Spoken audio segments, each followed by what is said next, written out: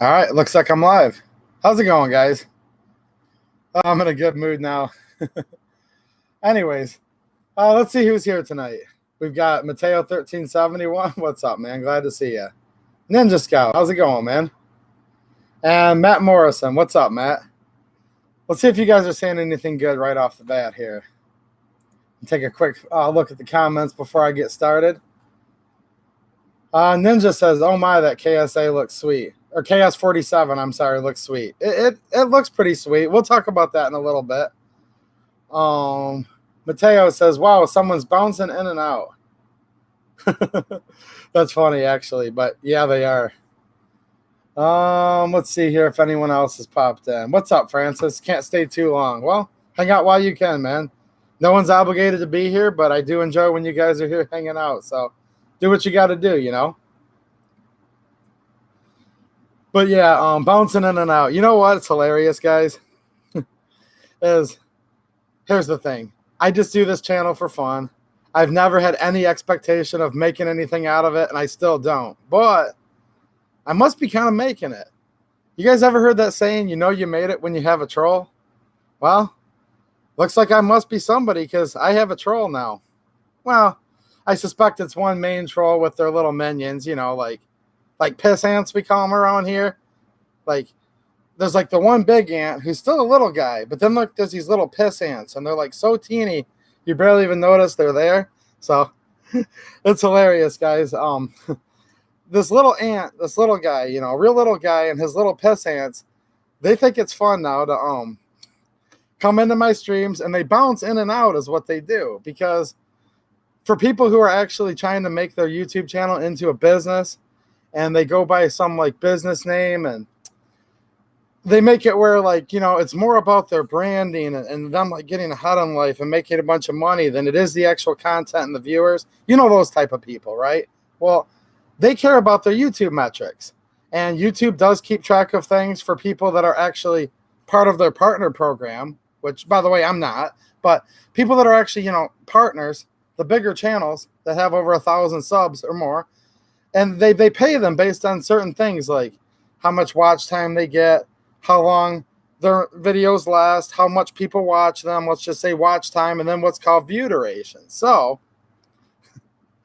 if somebody gets a little bit lower of a view duration that actually is making money on YouTube, or who actually cares about, you know, making money, what they do is they really keep track of these things, view durations, watch times, all these things, right? Well, what's hilarious is some little guys come in here and he's acting like he's gonna be my troll. Well, if you, I'm trying not to laugh too much because, you know, trying to keep a straight face for you guys, but it's freaking funny because, first of all, I'm not monetized.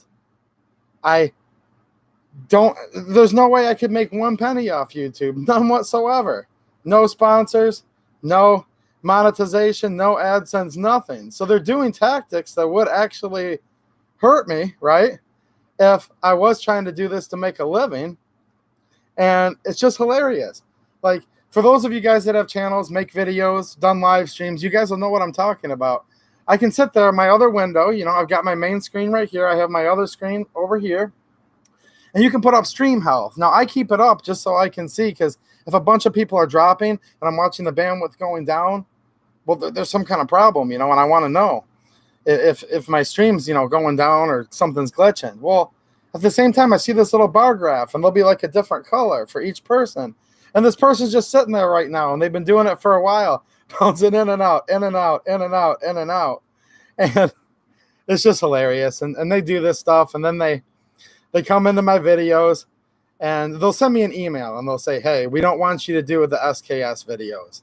This isn't good. If you do the SKS videos, you're gonna lose subs, and people aren't gonna like it." So then what they do is they go in, and all of a sudden, like within like an hour or two, or maybe the next morning at the latest, all of a sudden, boom, I'll get 10 subs like all at once. It's like, okay. And then they're all gone like an hour later. And then I'll start getting thumbs downs on videos. And then they'll send me another email, and they're like, "I told you so. I told you the SKS video was a bad idea." And it's just like literally hilarious because it doesn't matter. look, it matters if you guys like my stuff. That is important to me because I do this to hang out, and I try to do my best at anything I do. But what doesn't matter is, no, I am going to talk about this, man. I know you said you're not trying to be rude, but I'll talk about it if I want to. So, I don't know if you were trying to offend me, but I'm not necessarily trying to offend you. But yeah, I'll talk about whatever the hell I want. Anyways, so basically they bounce in and out, and then they predict to me, like, if you put this video out, we're not going to like it. And then they feign that people don't like it. So anyways, that's my little troll rant. And I just think it's kind of funny because, hey, if they're watching, which obviously they are, well, they can't really watch much as they're bouncing in and out right now. My view durations don't matter. I'm not monetized. I don't make a penny doing this. Even my equipment that I buy is out of my own money. Like my computer I'm using, my camera, my microphone, all that. So I know a lot of you guys do YouTube. Maybe you guys know what I'm talking about. I've had something similar happen. But it's hilarious, and I thank them for the acknowledgement that I must really be somebody because I officially have my first troll. So thanks. All right, let's see who else has popped in here. Looks like some more people have come in since I got going. Tree Guy's here. What's up, man? How's it going? Jet001. What's happening, Jet? I'm subscribed to the Jet channel. Don't know if you guys are familiar with him, but he's a pretty cool dude, and go check him out. Travis B's here. What's up, Travis? Just made it. Wow, you didn't miss much. Richard Hughes. How's it going, Richard? Man, it's rained so much, Richard. I don't know if I'm going to be able to make it or not because I'm getting behind every day. Like I work outside doing landscaping, and every time I try to do something, it just rains again, gets it more wet, have to take days off of mowing grass, and then it grows like twice as fast. So this weather's been like completely and utterly screwed up around here.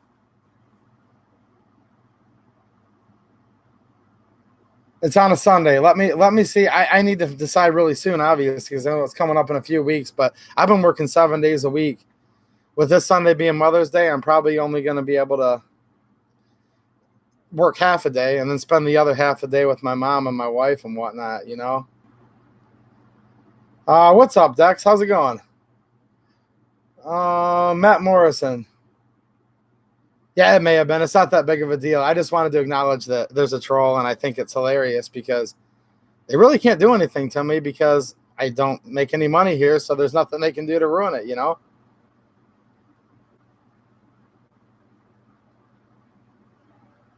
Peter K says, hi, man. Congratulations for the first personal troll.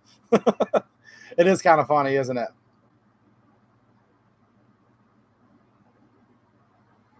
You don't have any trolls, Richard? I figured you would have had at least a few. Anyways, let me see here if I'm missing anything in the comments. But yeah, I did a video last week. And anyways, yeah, I did a video last week about the KS47, right? And I'll give you guys a little bit of a sneak preview of what happened. And I am going to do another video on it here coming up next week. Basically, I got the lower, and I kind of held on to it what seemed like a long time, maybe a little bit too long, without any information on the tracking or that they had shipped it or anything like that. And yeah, so I got the KS, and I did actually get the upper end, guys, just a couple days after I did that video. And it's here. So I'll show it to you guys real quick because that's what I like to do on my streams is just hang out, talk about issues, politics, whatever, and then give you guys little sneak previews of what I'll talk about during the next week in regular videos.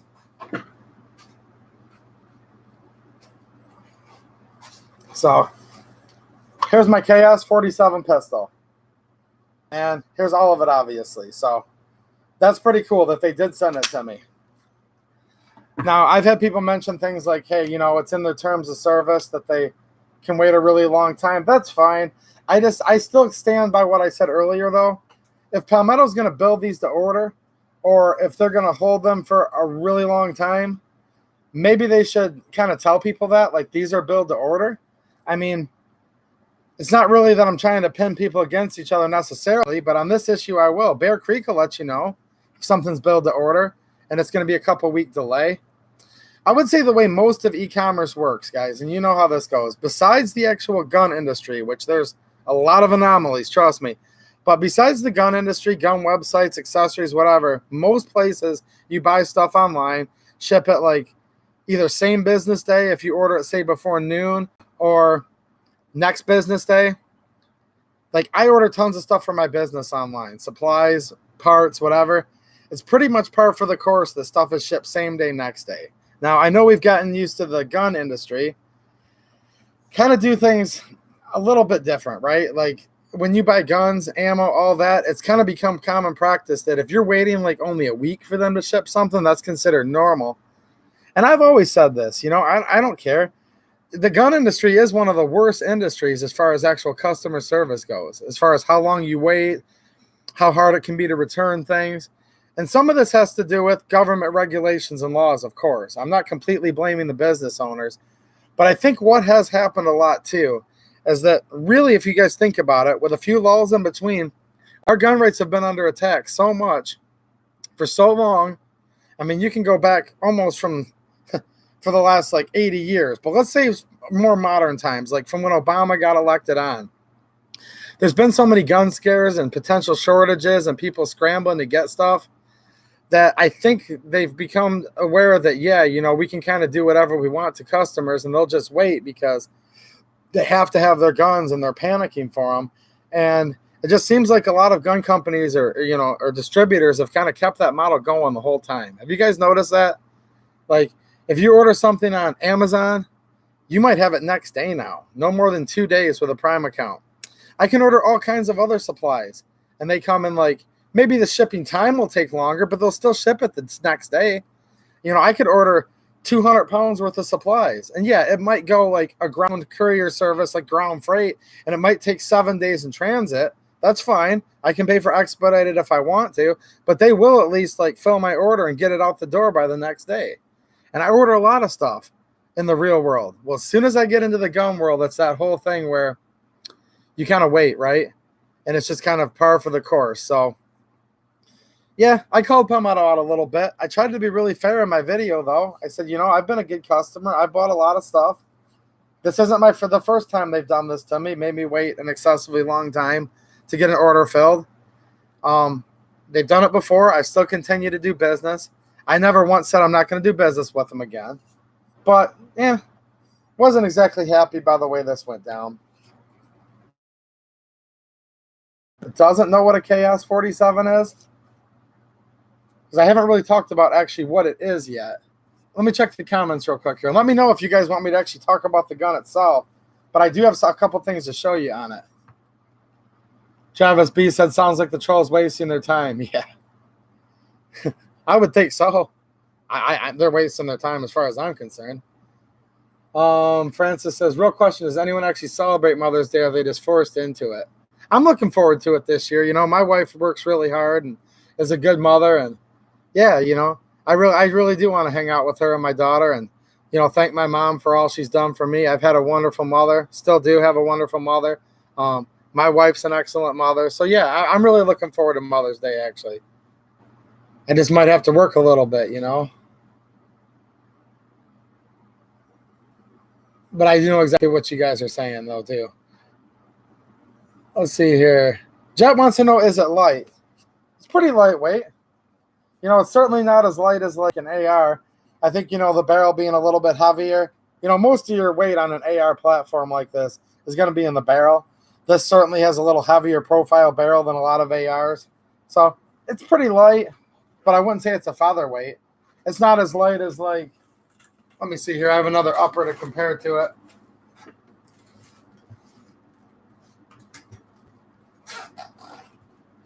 It's certainly not as light as this Marauder 5.56 upper, for example. But yeah, it's not bad. I'd say it's overall pretty light. Probably as light as I want it to be. A little bit of weight's going to help, you know, mitigate a little bit of recoil for faster follow-up shots. So yeah, pretty good weight to it, Jet. Not bad at all. All right, take it easy, Francis. Have a good one. Let's see here. Yeah, the chat, sometimes if it freezes up, guys, there's really nothing I can do about that on my end. That's just, you know, YouTube. Maybe their servers are overburdened. Maybe maybe because this is a gun channel, they don't like us. I don't know. You can guess all day what's going on with that. Sorry, guys, my throat's a little dry. This is crazy here, this weather in Michigan, by the way. It was just like 73 degrees yesterday, and then I'm out mowing grass till dark tonight. It's down in the 40s right now. It's just crazy, these weather swings. And we have a frost advisory, too, tonight. Anyway, so the KS, right? Mateo says, wait, what's the KS? Well, I think he probably knows just as much about the KS as anybody here, so he's obviously joking. I will say, you know, here's the question. So I waited a long time for this, right? But was it worth the wait? I don't know, guys. Like, people are going to get mad at me for saying this, but I don't care. This channel is just about telling you guys the truth.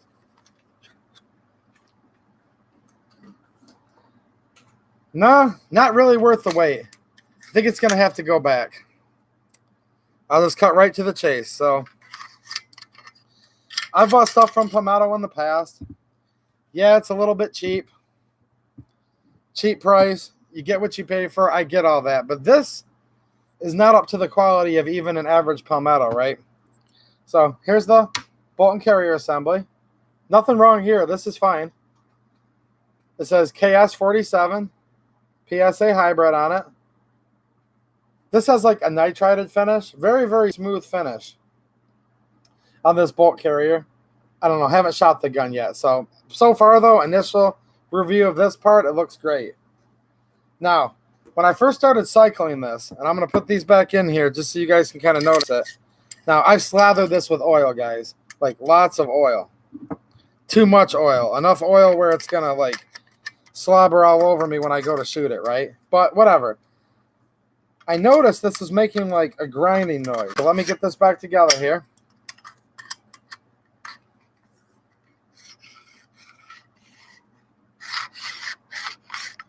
Not doing it as much right now because I don't have the same pressure, but I don't know if you guys can hear or feel that. Here we go. This side works. This is where it's even worse.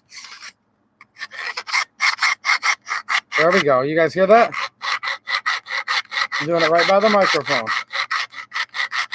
The reason why I wasn't doing it is because I didn't have the bolt all the way forward. But once you put the bolt all the way forward, like you're... So I'm putting the bolt all the way in like this, right? Oh, it's oily. Anyways. Now, I don't know if their tooling was just a little dry, or not dry, but worn out when they did this, or if they skipped the final machining process. I'm going to see if there's any way possible this will show up. But there's a bunch of grooves on the inside of this upper receiver. Okay, let me see how I can get this to show up on camera. Okay, maybe a flashlight. This is hard. This is hard to show. Like, you can totally see it with the naked eye. Really, really easy. Okay, you guys see that right there? That's pretty close. It's starting to show all the scoring marks. See? There's like little grooves in there. Can you guys see that? I know you're only able to see it on a little bit of an angle because, there we go. Maybe this is better. Too much light and it washes it out. Not enough light and you can't see it. But I think you guys can see it enough there. What I would give you guys a good example of what this actually looks like and feels like is on an old record, like a vinyl, right? So imagine like a 78 or something. You've got your record. And you've got your little fine little grooves in it going in a circle. And then every so often, like every half inch, you have the bigger, thicker groove. And that would be like the next song, right? Well, that's actually exactly what's going on in here. There's little teeny micro grooves all throughout the inside of this. Like they literally missed the final machining process. And then every so often, there's like a big thick groove where it hangs up even more. And I can feel them even with all this oil. Let me see if I can do this. Now, this is just with my fingernail, okay? Let me see if I can simulate this so you guys can hear it.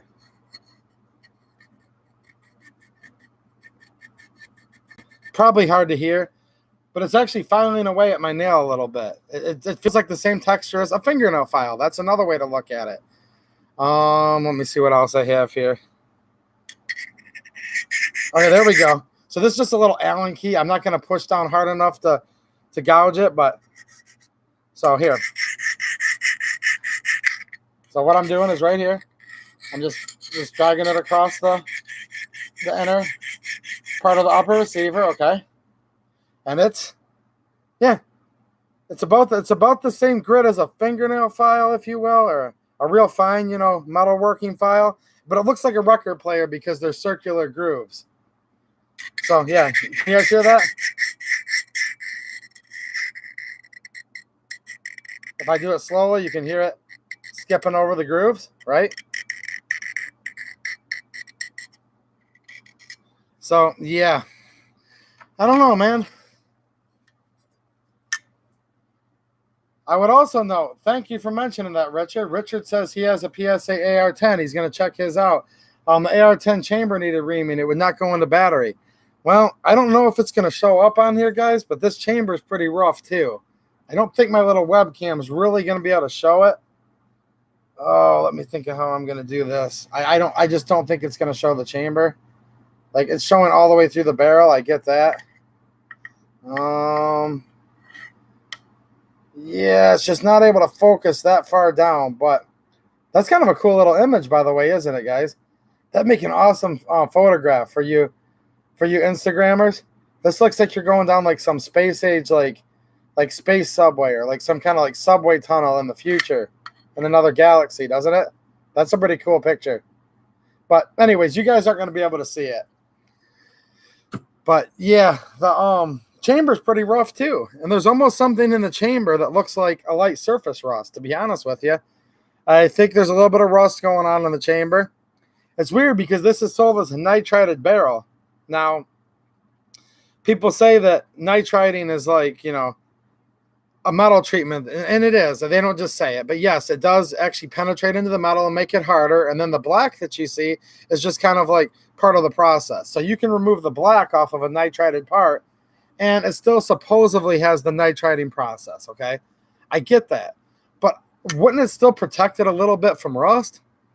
Wouldn't you think they properly oil the chamber portion?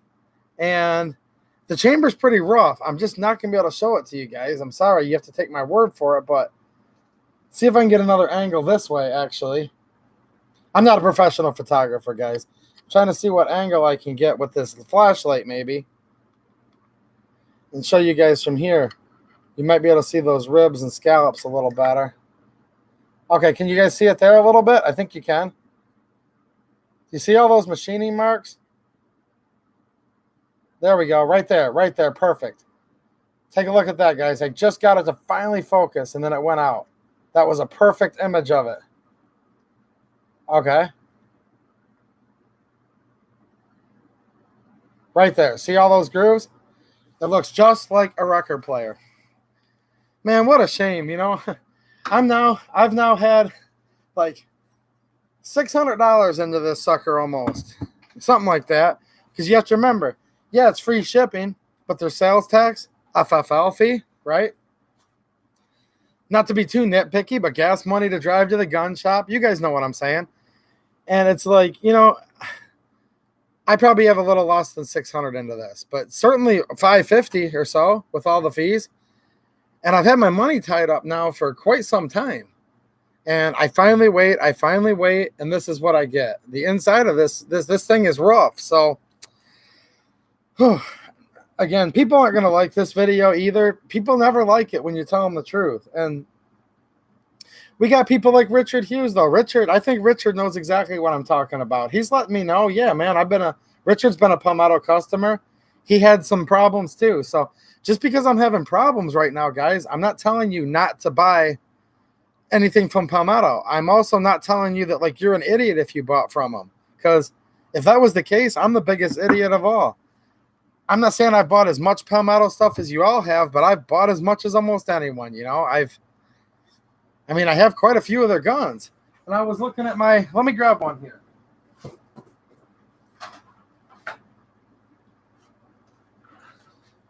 This one's from Palmetto, okay? I put together the lower, bought a pre-assembled upper. This one I'm running as a 300 blackout pistol. I love this little gun, okay? Perfectly smooth. I mean, the inside of this upper receiver is just as smooth as the outside. So, yeah, I get it. Palmetto State does not always, do a bad job finishing their machining. I get it. There's some great ones. I'm just being honest with you guys. Anyways, this gun right here, great. Not a problem with it at all. Like, I can hardly tell the difference between this gun and one that costs twice the money, okay? But the KS, of course, the one I was kind of looking forward to, because years ago I wanted an ARAC 21 made by Faxon, and they're really expensive, and then they had a few issues with those and had hard times meeting production demands. So never really got an ARAC. I never bought one. I kind of got a little cold to them just because of a few issues they had and just how much money they cost. Well, I thought about the CMMG Mutant. But again, this was nothing I wanted to spend that kind of money on because I'm more of an AK guy, and I do like ARs too. But if I buy an AR, I've got both. You guys know what I'm saying. The KS is kind of a little weird. Well, I thought, you know what? I'm going to buy a KS. And I was really looking forward to it. And the price was right. I bought it on their so-called sale, which I don't know if this is a sale or not because I'm noticing more and more with them. They put stuff on sale, and it just like kind of stays that price forever. So I don't really know how much their sales are or aren't. I do know one thing. If you miss a Palmetto sale, just come back in like 2 or 3 days or a week or two, and it'll be back to the same sale price. I think you guys know exactly what I'm talking about, right? And anyways, let me put this back here. To try to make the audio better for you guys, I'm no longer using my webcam's mic here, but I'm using a microphone that's right down on my computer desk. So hopefully it sounds better and you guys appreciate it, but it does make it where I don't have as much space in front of me. So I have to get up and down and, get stuff more often.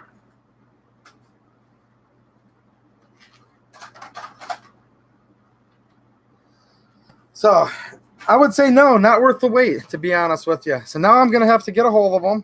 And of course, I'm going to do this review just so you guys know the truth, okay? I'm going to do this review.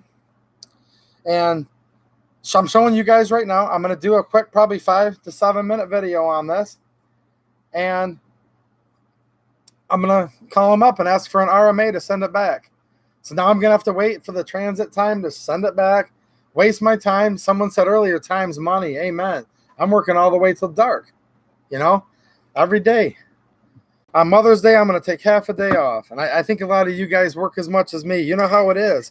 Just to stop and have to package something up and go to the, UPS store or whatever, that can make or break your whole day sometimes. But whatever. Okay? But yeah, it's going to go back. But you know what? I'm going to do is I'm going to do a couple videos on it and let everyone know what happened. And I don't really care. I'm not going to apologize to Palmetto or anyone for it. Because if Palmetto doesn't like it, or if some of the really die-hard fanboys don't like it, hey, you reap what you sow. Because I'll tell you one thing for sure. I'm never going to make anything up, guys. I'm not going to stage a catastrophe that doesn't exist. Like, again, I do this for fun. I have no motivation to do that. But you put this out in the public, Palmetto, and guess what? If you had not let this get out of your shop, and you had somebody just lay their eyes on the inside of this receiver, or just be like, notice a little bit when they were dry cycling it,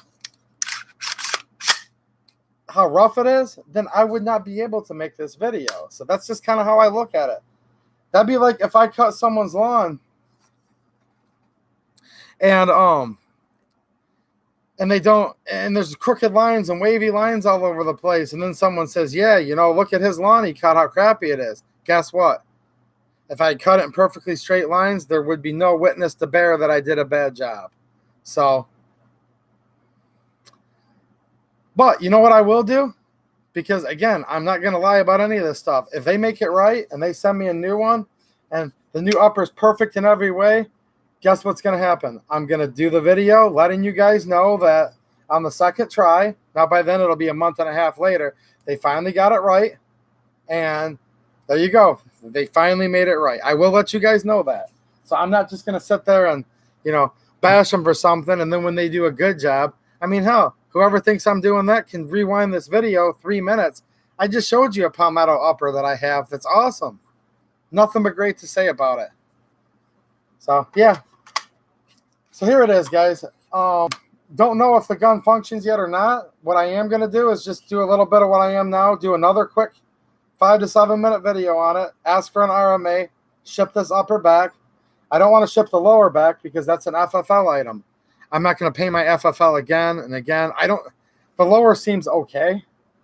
I will tell you guys something here. One other little gripe about this gun with the lower, but it's something I can fix on my own. This has this so-called enhanced polished trigger group. Now, first of all, I'm noticing with this trigger group that it's not like it's any lighter at all of a trigger pull, first of all, which I don't think they do say that. It's a little crisp a little bit more crisp on the trigger pull, just a little bit, right? But nothing that great. But here's my problem I have with it. My hands just have a teeny bit of oil, and I'm drying them off here good as I can, okay? What they've done is they've actually polished the inside of the trigger bow, like where you put your finger, the actual shoe of the trigger. They polished it so silky smooth that when I go to pull this trigger right now, I have to really focus just to keep my finger on the trigger. My first inkling is for my finger just to slide right off the trigger. So I can see polishing all the integral parts of the trigger, like the mating surfaces, to get a better break, maybe a crisper reset, maybe a lighter pull. Absolutely polish the inside parts of the trigger. But who in their right mind thinks it's a good idea to polish the trigger that you actually touch with your fingers? I mean, I've got a gun sitting next to me that I'm going to show you guys in a little bit that has grooves in the trigger that was made almost 100 years ago. And, you know, they knew back then that it was a good idea to make a little bit of grip on the actual part that you're interfacing to fire. But this is literally, and it's hard for me to show, guys, just due to camera angles. But this thing's like mirror shiny and glossy. So, yeah, this is not a polished trigger. Yeah, like Richard Hughes just said, you polish the faces. They must have glass beaded or tumbled. That's what they did, dude. They tumbled the whole thing. Or they glass beaded at first, then tumbled it, which is way quicker than having a gunsmith actually sit there and spend 3 minutes to actually sit there and polish the trigger. But what are they doing? They're using that terminology that you're getting a polished trigger. And someone like me that actually has been around guns for a long time and knows how guns work, when you tell me you polished my trigger, you polish the mating surfaces, right? And the faces, like Richard's saying. Well, no, they're not exactly doing that. They're either relying on people that don't know what a polished trigger means, or they're just kind of like, I don't want to say lying, but something like that, right? So, yeah, I mean, the thing is that's crazy about it is there's trade-offs with everything in life. So they've made it where my finger wants to slip off the trigger. It's so glassy smooth, but the break isn't that crisp. I mean, it's still got mushiness and over travel, so, I will tell you guys this. I'm giving Palmetto a second chance on this upper. I'm going to give them one more chance to make it right. If they can, I'll still be a customer, okay? But I'll tell you what, I'm never going to buy an enhanced polished trigger from them again. Heck no. The trigger pull is not that good, and I'm not going to have a gun that I would ever depend on, you know, to protect my life, that my finger could, in a jam, you know, slip off the trigger. I mean, this is, like, pretty goofy. I know when you're sitting there dry firing at home, you can just make sure. But what if you got in a situation where your hand was hurt or it slipped off? I mean, you could find yourself firing your gun like this. It's possible. You're not always in the perfect, you know, position like you're posing in front of a mirror in real life. So, yeah, can't stand the polished trigger. Bad, bad, bad. So I would basically rate the machining on this upper like a 1 out of 10. And I would rate the whole execution of this polished trigger about a 1 out of 10. Really couldn't get much worse. But the rest of the gun seems okay. I will notice one more thing they kind of cheaped out on. It used to always be where you have a little key that goes from your upper to your rail, right? To keep your rail timed and in place. They kind of cheaped out on that too. For those of you that are AR guys, give me 1 second. I'll show you exactly what I'm talking about. I know I'm going to bore most of you, but there might be one guy out there that's not an AR guy, okay? So back to this 300 blackout. This was not an expensive deal, guys. This was one of those $300 uppers that came with the CAC can on it.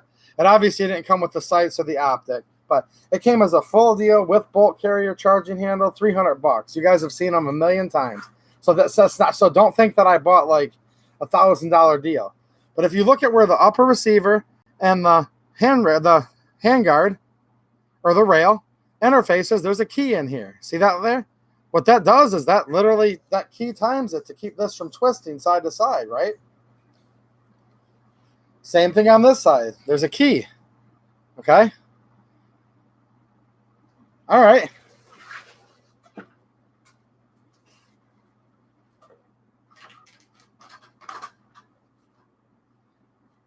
When this came to me from them, this was when I was still, because here's the deal, let me back up, guys. If there's something little I have to tweak on a new gun, it annoys me, it annoys the crap out of me. I shouldn't have to do it, but I'll do it. It's just worth my own time not to cut off my nose to spite my face. So if I can spend 5-10 minutes on something with my brand new gun to make it right, I will. Now, this came cocked, if you will, where the upper, I've since fixed it myself, but where the upper receiver and the Picatinny rail of the handguard, they weren't even timed completely straight. And I'm like, what the heck? Why is this off on an angle? And I looked, and these weren't quite tightened properly, was my problem, these 3 screws. But so I looked, and I said, well, where's the little keys? There are no keys.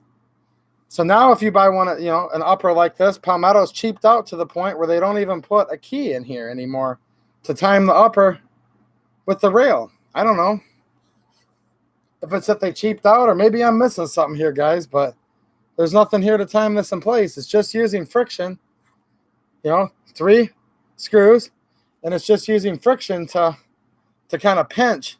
It flexes and pinches the aluminum upper against the barrel nut. I don't know. I'm not saying all ARs have keys. I'm just saying the one that I got from Palmetto, I've gotten several from Palmetto that has a key in, keys in the side of it. No problem. This one came tweaked. It didn't have it. So after I straightened this out, because I noticed that right away, that's when I got into the internals of it. But yeah, comes with an SBA3. That's pretty cool, right? I like this. They used to call them CAC cans, made by CAC Industries. Now I'm noticing Palmetto is not using the word CAC anymore, which makes me think that they're probably just making their own or getting them from more of a generic vendor. But I'll just call this a CAC can, a KAK can, right? I think that's pretty cool, But yeah, here's the thing, guys. I still want to like this. Can I give it a great review? I don't know. Good friend of mine in here, Mateo1371. He's put a lot of rounds through his KS. I don't want to say I bought this because of him, but I bought it because of me trusting his opinion and the great reviews he's given me on his. So let me say this in conclusion on this gun. I'm not saying the KS is a bad platform. I'm not saying I'm not excited. I am excited about still having one of these, and I think it's a good platform, okay? They just sent me a lemon, like everything that went bad. Was this like a 4:59 p.m. on a Friday build? Was it beer 30 when they put this one together? I have no idea. But, it's just my luck. I don't usually have the best luck, guys. Not with gun purchases anyways. But yeah. And I even bought an accessory for this gun while I was waiting. And I'll show you guys the accessory. But I'm not going to put it on yet because right now, here's my plan. To send the upper back. Have them replace the upper with one that doesn't have a record type serrations in the top of it. And if they can make it right, I'm going to keep the lower, obviously. And I hope they will make it right. But before I get this settled out, I'm not doing any modifying of this. It's just going to stay stock. But let me show you guys what I got for it here. Like, you guys have all been there, right? I think you guys know what I'm talking about. Yeah, I put the cart before the horse a little bit. But when you're really excited about something, you'll actually buy accessories before you get it, right? One of you try to tell me you've never done that before. Or you can all make fun of me. I don't care. By the way, tell that little guy, tell that troll, I'm still not monetized. You can bounce all you. I'm watching him bounce right now, guys. He's going ding, ding, ding, ding, ding, ding, in and out of my, with the graph that they show you for stream health. but I'm not monetized, so it doesn't matter if he destroys my view duration or not. So, hi, little guy. I don't care. I think it's freaking hilarious that you're that bored on a Friday night that you want to mess with my view durations on an unmonetized channel that even if I was monetized later, YouTube can keep their $4 because I know a gun tuber that has a decent amount of subs and he makes $4 a month. So keep going at it, little guy. Keep bouncing my view duration. I simply don't care. Could you imagine how hard it is for this dude to get laid, guys? That he has to bounce a guy with well under 1,000 subs view duration on a Friday night? Like, yeah, dude, you might get laid if you'd actually get a life. But it's funny. Okay, back to what I was talking about here. So since I'm not going to take that apart, but here's the thing. I'm more of an AK guy as a whole. Now, I'm kind of weird. I like the AR a lot too. But yes, I'm more of an AK guy. Now, this is just a regular AR strip lower, which I don't think I've showed you guys this. I'll show you this in a second. And I went to this place here. Let me see. I have them pulled up right now. They are called Mag Fed Maker. Now, they make 3D parts. They print 3D parts, rather. So this is a 3D printed grip, and it's an AR grip that looks like an AK grip. So just pretend this is my KS for a minute. I'm planning on putting this on here. So it kind of does change the grip angle a little closer to an AK grip, and it's going to look more like an AK grip, and I'm kind of more comfortable with the AK grip. So yeah, I don't know if you guys knew these existed, but they do make an AK grip for your AR. So yeah, I'm kind of excited about that. Let's see here. So I picked up this receiver from Palmetto. Like I said, I'm a good customer. I bought this. I bought this like a week and a half after I bought that upper. Still got it in. But have you guys seen this? Their Approval 15, it's called. Come on, focus. Focus. Damn it. Focus. Okay. Okay, here we go. This is called the Approval 15 from Palmetto. It's got that classic little ATF guy that you always see, you know. Approval 15. And then for our selector markings, we have no and no. Let me see if I can get this to no and no, maybe but no, and yes, but really no. I just thought it was kind of funny. And then on the other side, we have the same 3 selector markings. So, yeah. Approval 15. Did one of you guys pick one of these up? I like some of their little meme lowers, as Dex called them. And these weren't that expensive. I think this was maybe $50, you know, plus shipping and whatnot, and FFL. So, as you guys already know, $50 receiver with shipping, tax, and FFL instantly becomes $100. But, you know, I just thought it was pretty cool. I always like to read the little words where the pictograms would be. Yeah, it's pretty cool. Approval 15. Does anyone like this AK style grip that goes on the AR? What do you guys think of that? Is that pretty cool, or am I the only one in the world that would want one of these? But yeah, I got it from a place called Mag Fed Maker. So MAGFED, all in one word, Mag Fed Maker. Good quality. It's solid. Solid as can be. So, yeah. We'll see what this ends up looking like. All right, it's been a minute since I've looked at the chat here. I've kind of glanced out of my eyes, you know, corner of my eyes, but let me see who's popped in here. I know there's some more people that have drifted in besides that little guy that needs to get a life. Let me see here. Okay. Well, you guys are talking a lot. That's pretty cool. I do go back and watch these sometimes. You know, I'll read through the comments after the fact and take a look, because I'll ask you guys a question and maybe I don't notice the answer right away, but I usually check back, and most of the time you guys answer me, which I do appreciate. Jay Bell, what's up, Jay Bell? Jay Bell says Palmetto State robbery. That's a pretty good one. So we could call them a PSR, right? That's what we should do. Next time I do a video on the Palmetto, all of you give me something that it stands for, and then we can make like a whole, like, you know, meme thing, if you will. It'd be kind of fun. Cave Dave's here. What's happening? Dave, how you doing, man? Let's see here. Seth's here. What's up, Seth?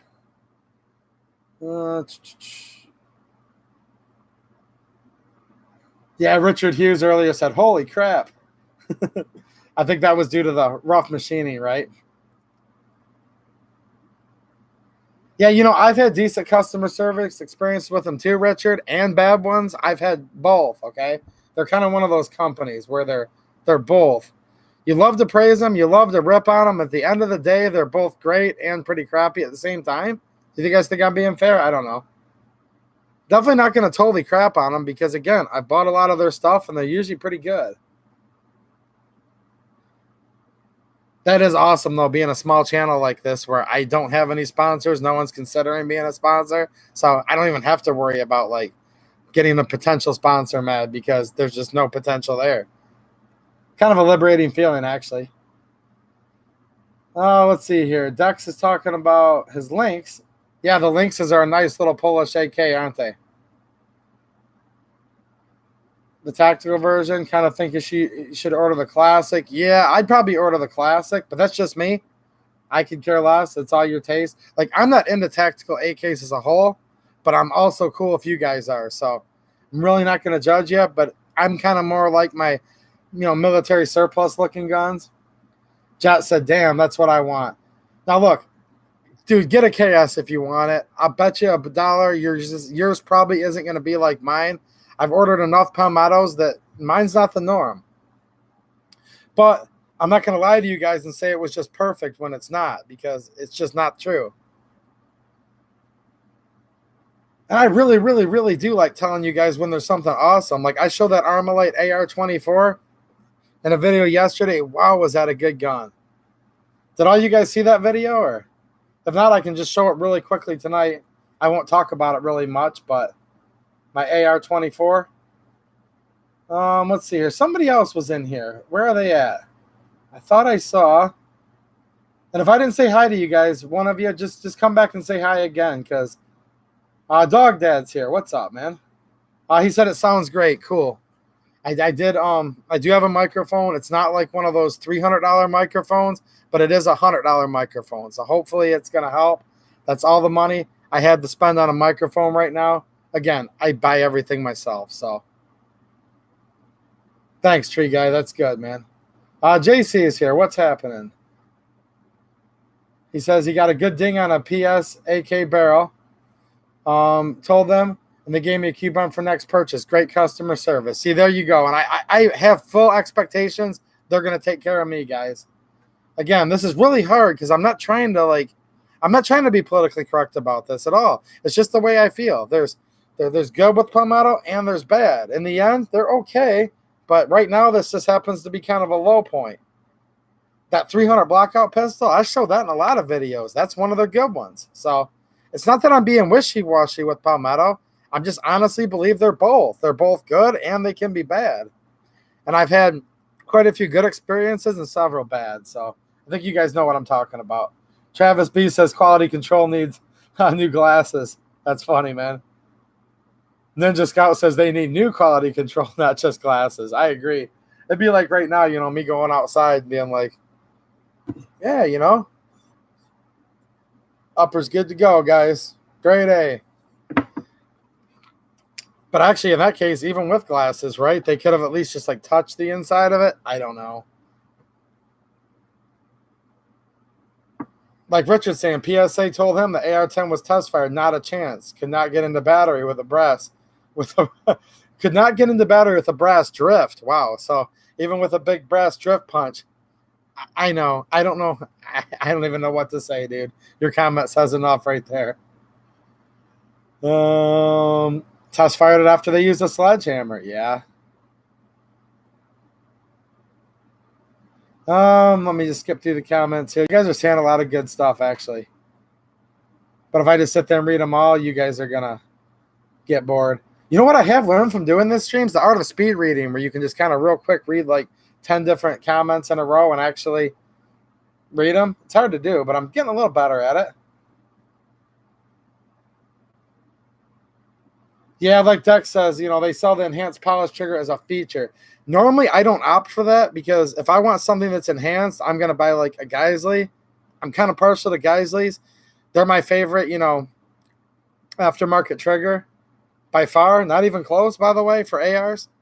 If you guys have never heard of Geisley, big fan. My favorite one's the SSAE. Awesome trigger, just to die for.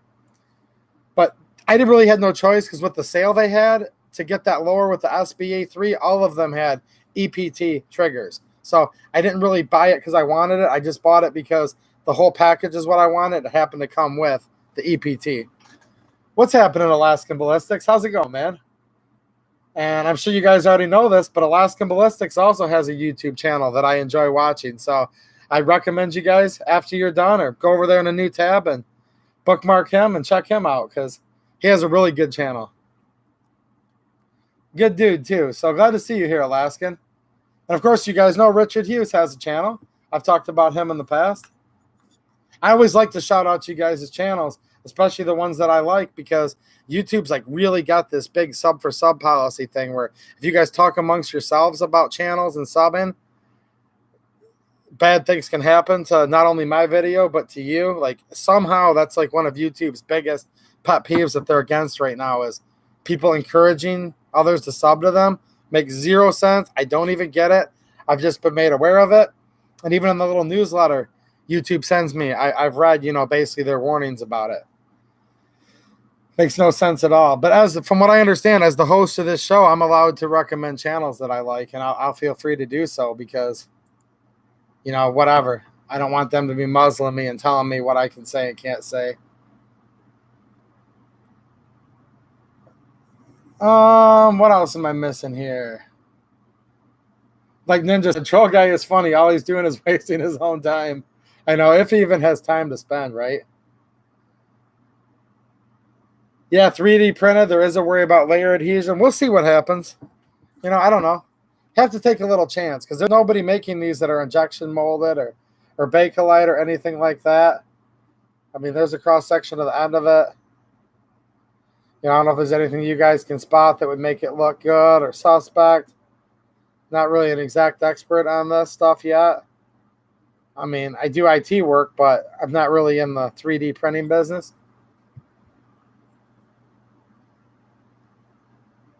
Let's see here. Yeah, Matt's saying he doesn't really like the color. Ninja thinks it's pretty cool. Yeah, this can be fixed, obviously. This is just kind of the color it came. I thought it was going to be a little more orange, to be honest with you, more of a Bakelite.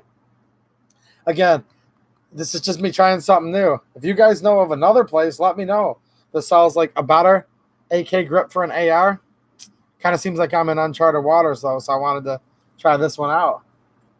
I thought I saw someone sneak in here and say hi to me. Oh, there he is, Road Scholar. What's happening, man? You're usually here. You just don't say a whole lot, which is fine. I don't. But I do like you guys to at least say here so I can say hi to you and know who I'm hanging out with. Where's the little guy? Have you guys seen anyone pop up that says little guy yet for his name? Because I haven't seen him yet, but I know he's here. Dog Dad says, shot on the aluminum through the G2C yet. You know what? I'm supposed to do that. I definitely will. No, I have not. In fact, I'm going to be cutting a lawn that's on a farm tomorrow, and I have some mags loaded up here to take out, and I will definitely grab a little bit of aluminum. And I think I have some Federal Independence aluminum case 9. So thanks for reminding me, Dog Dad. I appreciate it. The AR-24 is nice. I do like the AR-24 also. Let's see here. Can I flash one of your Battlefield pickup AKs? I think I have. Well, let me know which one you want to see. Do you guys want to see the Model 65 underfolder built on a parts kit? Or do you want to see the Wassr that was actually used by contractors in the Iraq War? So I have a war-used Wassr that was actually literally used in a modern war, or I have the Battlefield pickup Model 65. Yeah, I'm sure he would notice, Dex. I'm sure Misha would notice. Misha's extremely detail oriented for sure. For sure. He'd probably be, I know he has like tons of other things on his plate and his own successful businesses, but he'd be an excellent QC guy. Nobody pays attention to detail better than Misha. Obvious shout out to the Mishiko channel, guys, and his gun shop. Ozark Bear Arms, awesome place to do business. Now, that's a place where I've yet to be disappointed. A lot of gun shops will disappoint you. I've not been disappointed there yet, guys. Couldn't recommend Misha's channel and his gun shop. And Jay too. You know, Misha Co is Jay and Misha. And people always say Misha, but Jay does an excellent job on that channel too, guys. So like there's anyone that's not familiar with the Misha Co channel. But if you're not, definitely check him out. If you need a gun, Misha is an FFL holder and has his own gun shop. And I consider him to be a friend too. I'm really lucky to know him. Let's see here. What did somebody say? I thought I saw.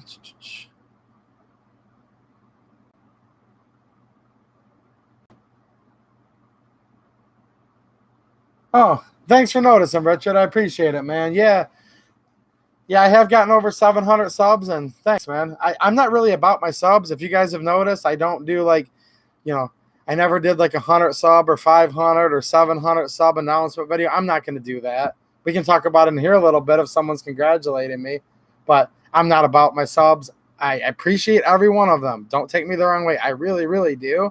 And of course, like everybody, it'd be nice to get more, but I'm not going to ask for subs. I'm not going to do like, videos shouting myself out on it. But that means a lot to me from you, Richard, because your channel is quite a bit bigger than mine, obviously. So thanks, man. Let's see here. Yeah, like Alaskan Ballistics just said, luckily everything he's bought from PSA has been good. And for the most part, it is good, guys. Just, this one they kind of messed up twice on,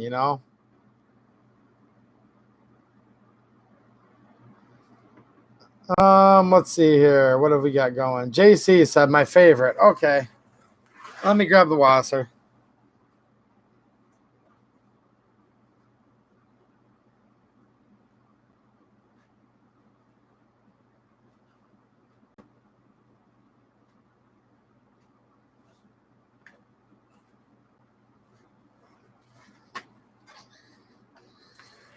All right.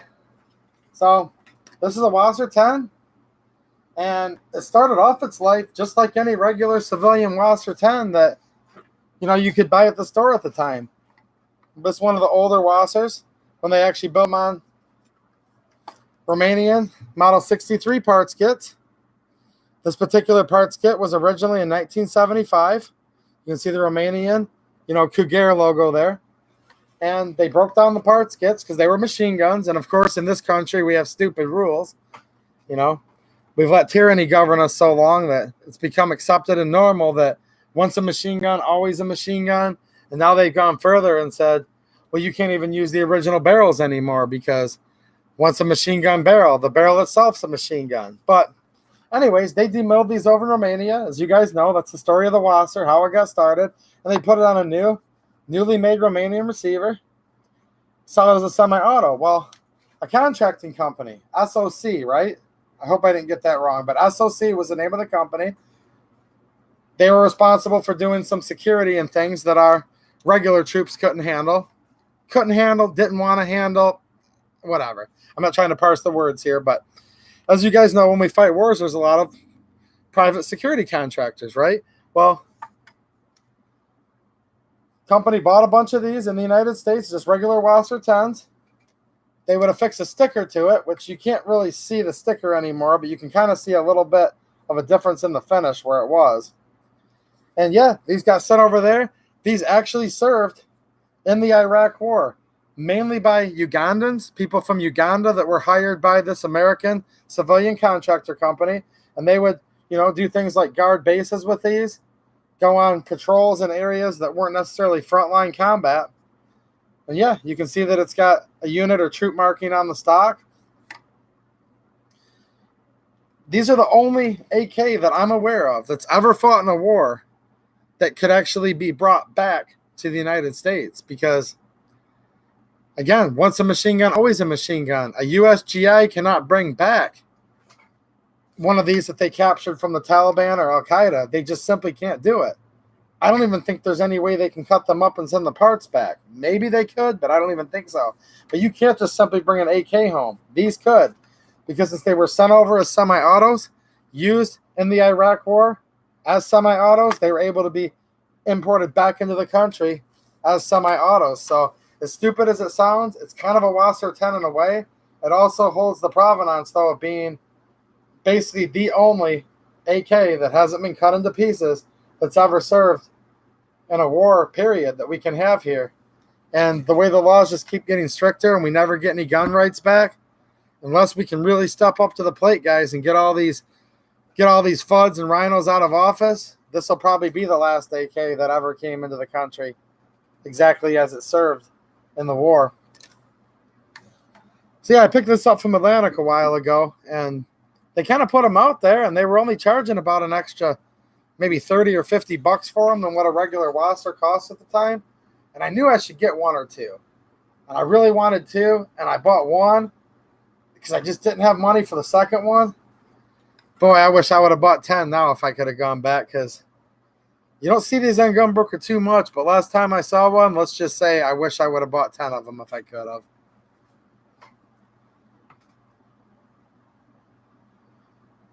Orion Fixer's here. What's up, Orion? M4 Johnny's here. What's up, man? Let's see here. Orion says, after the pinball wizard craze died down, Tommy went to work at PSA in the QC department. Ain't that the truth? Let's see what else we got here. Trying to read as fast as I can, guys. I said I'm getting a little better at speed reading. I still haven't perfected it yet, okay? Travis says, congratulations on the subs. Maybe fire 1,000 rounds for 1,000th sub. I never want to make this channel about my subs, guys. But I am honored by every last one of them. I really am. But it's just not really about that for me. Let's see here. Yeah, they did use semi-autos in the war, Jay. Yep. These actually have, like, listed provenance, too. This isn't, like, just a myth or urban legend, but there's actually, like, export, paperwork that you can look up that actually proves that these, it's real deal. They really did take these from the U.S. over to the Iraq War. And they were actually used. Like, you can just tell by looking at this gun, guys. Scratches all over it. Polished surfaces. Came back with like that little sand in the crevices. Now, I did a standalone video on this over a year ago, guys. But you can still see the like that like fine desert sand in the crevices. See like that brown that you can see right there in between. So yeah, somebody carried this quite a bit. Don't know how many rounds they really fired through it, and it's kind of hard to tell because the exterior has been worn so much from if you just simply walk around like this all day, banging around, it's going to obviously get the exterior look it has. Now the interior, that's still hard to tell because again, these were built off of parts kits from certainly used machine guns. Now I will say they did put the Tapco G2s in here, which I hate the Tapco G2, but I'm keeping it in here because in this case, for this gun to stay correct, it needs to stay exactly like it is. Tapco grip, Tapco trigger, Tapco gas piston on these, and I think this has the Tapco slant brake. No, this has the Century slant brake with the C. Depending on when you bought your Wassr from Century, you can find these C-marked slant brakes, or you could get one that said Tapco. Anyways, it's a U.S. compliance part, and I would notice it's rather loose on here. But they fired it a little bit. I mean, you can see some wear on the hammer here, on this Tapco hammer, so I don't know if during training or if they were fired it at the enemy. And I think Jet brings up a good point. Jet says, full auto AK is hard to control. And that's true. And these mercenaries that were hired, Ugandans, by this United States contracting company, they might not have had the same level of training as one of our regular, full professional troops would have. That may be part of it. Joey King's here. What's up? He says hello from Florida. Yeah, man. It's like we have a frost warning here tonight in Michigan, and I was freezing on my lawnmower up till dark. Like it's like now below 40 degrees here. So just go ahead and tell me how warm it is, Joey, just to rub it in, man. Oh, no problem, JC. And hopefully that's what makes these streams halfway fun, is I will actually try my best to get up and show you guys something if I have something handy. Now, keep in mind, most of my guns aren't here. I'm filming at my shop, but if I have something here, I love getting up and showing you guys. So hopefully that's part of what makes this show halfway decent. Cave Dave has a Wassr bring back. That's pretty cool, man. You're the only person I personally know that has one. I've seen a couple YouTube videos on these, read about them a little bit, but there really weren't many of these. JC says, dude, you like fishing? Move to South Kentucky. We got bluegrass to cut. You know what's interesting, though, is I do love bluegrass music, since you're talking about bluegrass. Big Bill Monroe fan of all things. But, yeah, I live right on the water myself here. I live on Lake Erie, actually, so southeastern Michigan.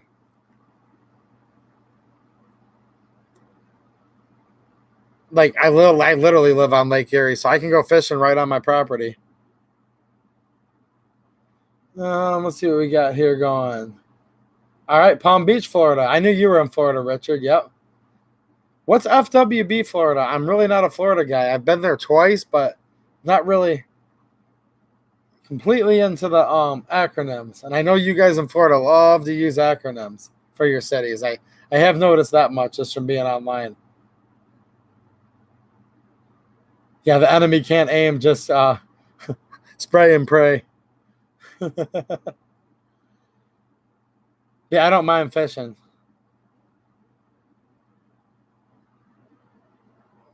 I know a bunch of you guys are down in Florida, aren't you? The whole Hank Strange crew is all down in Florida, right? Are you serious, Alaskan Ballistics? Warmer here in Alaska, 50. What the heck, man? I don't know. Let me open up a tab here and fireupweather.com and see where we're at right this minute. I know we have frost warnings active. Oh, let's see here.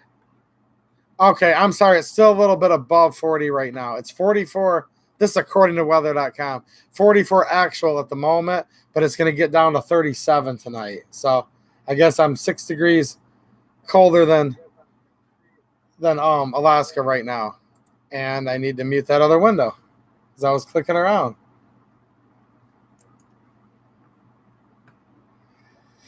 Oh, let's see here. Yeah, Hank, Walter, and Patrick. Yep. Well, you're part of that crew too, Richard. Let's see here. 79 here in Florida now. Wow. See, it probably gets a little bit too hot. Probably gets a little bit too hot in Florida for me. You know, there's bass in Lake Erie, but I don't fish for bass in Lake Erie. I go to inland lakes for those. See, I live about an hour away from my business, so I'm literally on Lake Erie. Well, you go an hour away, about west, you know, and there's tons of inland lakes in Livingston County, which is where I work at and where I run my business, and there's tons of inland lakes. So I go to this place called Woodland Lake. If you guys have ever been to Brighton, Woodland Lake, great place for bass. Lake Chemung and Howell, those are kind of my bass lakes. Lake Erie, you know, perch for ice fishing. Love to catch perch in the winter. Walleye are awesome. Even in the shallow waters, it's fun to spear carp. I don't eat carp, but they're good if you have a garden. Great fertilizer. Jesus, everybody from Florida? We got Kentucky, we've got Florida, we've got Missouri. It was 44 in Missouri last night. Yeah, see, you're not as far away, obviously, as some of these guys are. See, some of these guys live in places where we go on vacation to, right? Okay, we got Nevada here, Kansas. You guys are all over the place, aren't you? 61 in Kentucky. Okay. I think we've got people from like 3 different parts of Kentucky, actually. Yeah, I know at least 3 people in Kentucky. Caves in Tennessee. Yeah, man, last time I was in Tennessee, it was hot as heck down there. Holy crap. Where I'm at, it was like 65 degrees. I went to Tennessee, it was 90, 95 degrees. And by the time I got back home, it was back to like 70 or so. Definitely, definitely warm. But a lot of this just has to do with weather patterns. I get it. There's days where it could be 75 here in Michigan and colder than Florida. I definitely remember a couple times it being colder in Florida than here. But that's very, very, very rare. Okay, Dex is in Texas. Okay. Richard worked in Jackson, Michigan. Jackson's not too awfully far from where I'm at, about an hour and a half away, about an hour and a half west of me. So, yeah. Did you actually have to live in Michigan for 6 months, or did you just kind of fly back and forth? Or everyone's been to Michigan at least once, I think, haven't they? I've been to a few of you guys' states. I've certainly been, from Michigan down through Ohio, Kentucky, Tennessee. Been to the Virginias, the Carolinas. Um, been to Florida. Been through the other states that connect on to Florida, so like Georgia, whatnot. Never been to Alaska. Never, never, ever been to Alaska. Okay, you were on site. Let me know if you're in Michigan again, Richard. Maybe we can shoot. You might have come through my area. I'm not really that far. Well, I guess an hour and a half probably from Jackson-ish. Alaska misses bass fishing, but salmon are far more delicious. Man, I love salmon. I do like salmon quite a bit. Yeah, Troy, Michigan's less than an hour from me.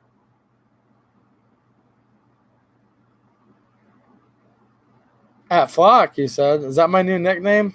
Or do you mean Glock? I don't dislike Ohio. Not really.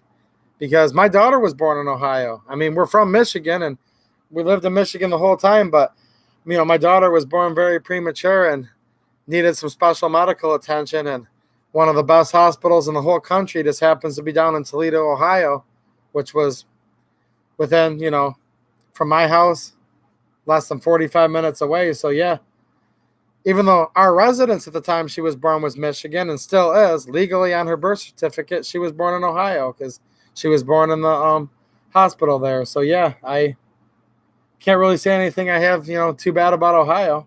I know there's a lot of big sports rivalries like U of M versus Ohio State and all that, but I don't care too much for U of M. They're a bunch of rabid, libtard anti-gunners. So no. Yeah, I have no hate for Ohio at all, even though I know it's supposed to be well known that Michigan and Ohio people hate each other, right? All right, guys, I'm going to take a quick 5-minute break. I want to show you guys just like a couple guns real quick that I'm going to do in an upcoming video. I want to show you guys a cool Springfield 1903 I just picked up. For those of you that's into World War I, World War II, you might like that.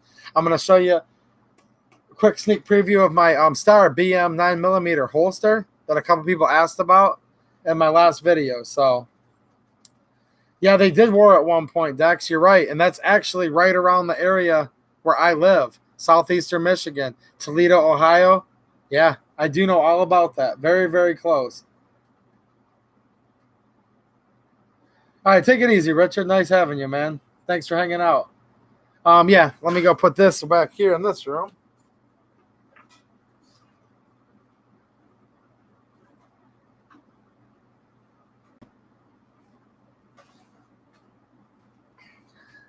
All right, I'm going to take a quick break. Let me look here. Okay, looks like the stream health is actually doing pretty good. 25 people watching. I do appreciate that. Let me know if you guys see that little guy. He's still doing something. It's hilarious. I'm looking over here and oh, man. I worked so much today. I do thank you kindly, sir, or ma'am, but probably a sir that's doing this because you are giving me a good laugh. Oh, I needed something to cheer me up after a long day's work. All right, guys, I'll be right back in like 5 minutes.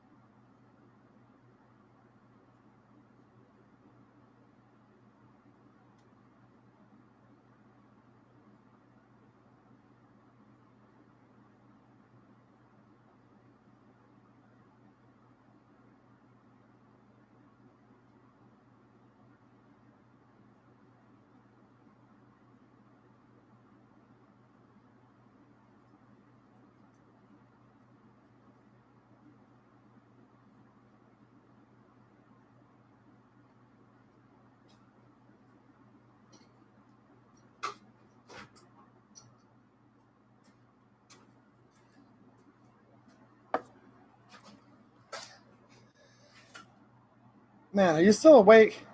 I'm going to tell your mom you're still up. It's time to go to bed.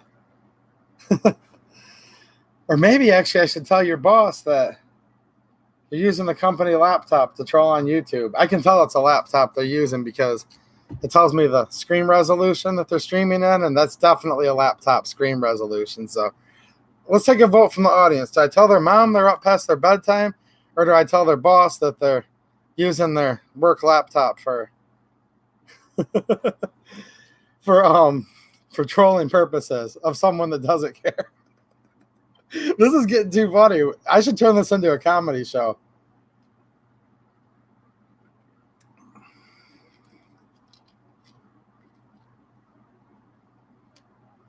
Good night, Alaskan, if I didn't miss you already. Thanks for coming, man. Ooh, take away their Jergens lotion. Oh, man. Ooh, actually, Orion Fixer noticed there's a fresh pile of open boxes. Have I been ordering? Yeah, I actually have. This box? That's my that's my recent Legion USA order that I also didn't have good luck with, that he had to ship twice. I'll save that for next time because I don't want to just make this the complaining stream. But yeah, let's just say Legion USA couldn't quite get it right the first time, and they had to resend it again. But yeah, that's what you see back there, Orion.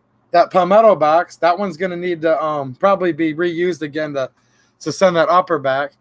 And of course, I got a new Makita tool back there.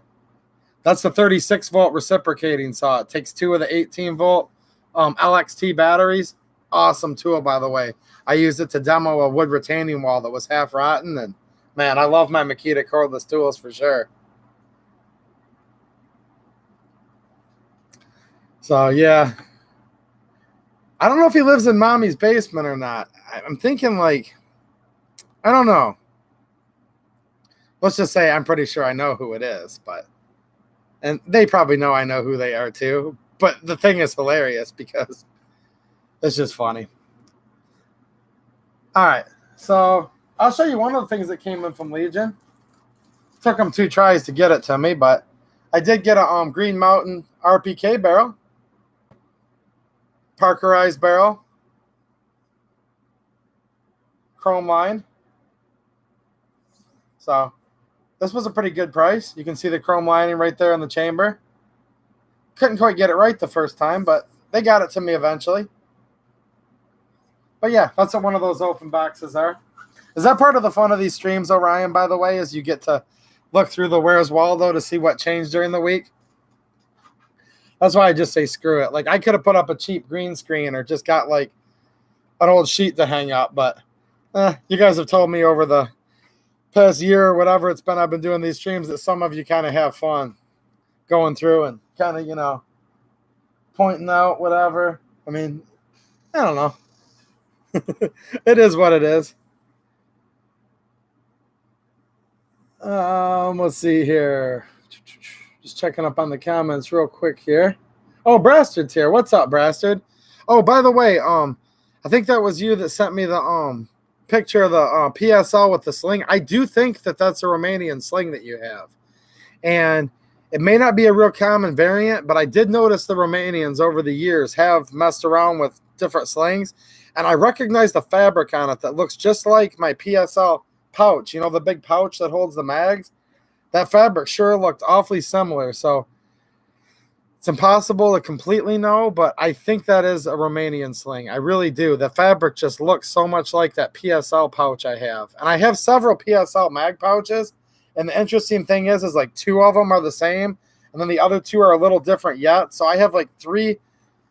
Well, I have more than 3, but 3 different fabrics of PSL pouches. And it definitely matched one of them. So yeah, I do think that you do have a Romanian sling there, Brastard. I think that was you that sent me that email.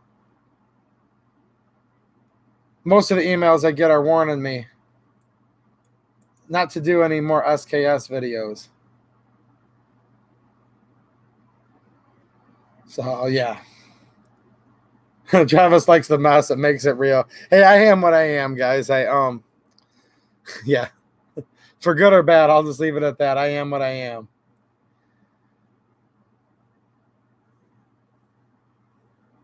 Okay, let's see here.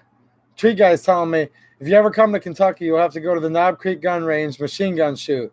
You have to look it up. It's twice a year. Awesome. They used to have a TV show, Guntucky, on CMT. Yeah, I've heard of Knob Creek, obviously. I'd love to go there someday. I may have to make a trip one of these times. I really might have to. You know, I think I will. Once I get monetized, okay? And then I'll make $4 a month on YouTube, and then I'll save up to go to Knob Creek. Does that sound good? Nah, I could afford it. I have a real job, but yeah, I'm gonna say I'm about 90% sure, Bastard. But you know, man, you've been around these guns about as long as I have. We've talked before. We're basically the same age, got into it at the same time.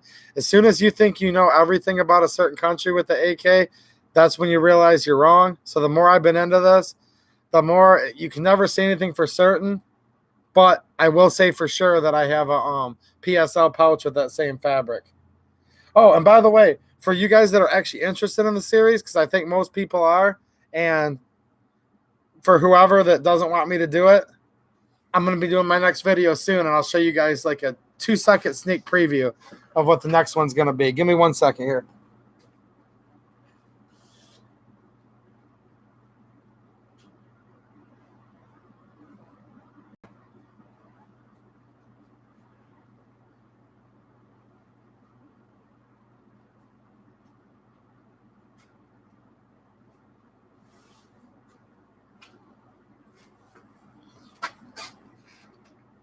$19.51 hardwood stock, base complete refurb, guys. So we're going to talk about these because I think there's more of these than any other type of Russian. So we're going to continue on with the Russians and talk about this guy a little bit, how it compares and how it's a little bit different than the 1949. So yeah, I'm definitely, I have 2 more. There's another Russian in the other room. So we're going to keep going through the Russians. And I think what makes sense for me at this point is I'm going to go through the Russians, and then I'm going to go right into the Chinese because there's a perfect segue that I can't avoid. It just makes sense because you're going to find out later, and this is a big sneak preview for you loyal guys that are still up this late. You're going to find as I transition from Russians into Chinese that the very last Russians started becoming marked differently, and then the very last Russians became the very first Chinese. And I do have some of those transitional guns. Some people call them Sino-Soviets. And yeah, there's actually more than one version of a Sino-Soviet. And I really think that it'll be fun once we get, from the Russians and we start to transition into the Chinese. There's going to be some overlap, which is pretty interesting. There's a lot of interesting stuff with the SKSs. All right, I'm going to go put this back. Just figured I'd show you guys. Definitely going to be still doing the SKS. 52 weeks. If it ends up being a year and a half for the SKS, that's fine. I'm working a lot in the summer, but let's just say I'm going to put out 52 SKS videos, regardless if they like it or not.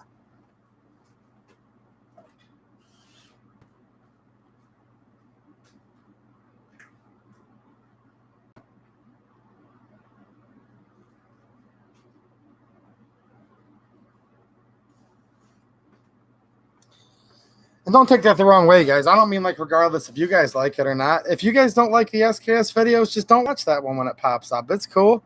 I just mean like the series will continue whether they like it or not. That's what I meant. Yeah, you should try one out, Travis. Definitely an awesome platform. First gun I ever bought was an SKS. I haven't looked back. I still love them more today than I did the originally, Awesome. Awesome gun. Matt, who doesn't like the SKS? Great rifle. I don't know. Ask them, man. Ask them why they don't like it. I don't know if it's that they don't like the SKS or they just don't like me doing videos about it. I don't know. You'll have to ask them, man. Definitely would be curious. Let me know what they tell you when you ask them.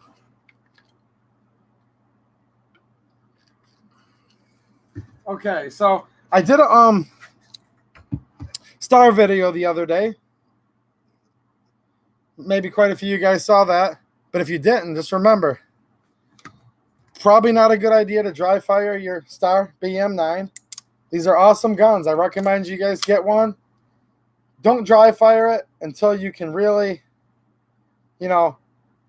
really get to know what type of firing pin you have. We're just going to assume, we would probably want to assume that you have one of the normal firing pins, and it's probably not a good idea to dry fire it. So if you guys didn't catch that video yet, go watch it. There's a full video on it.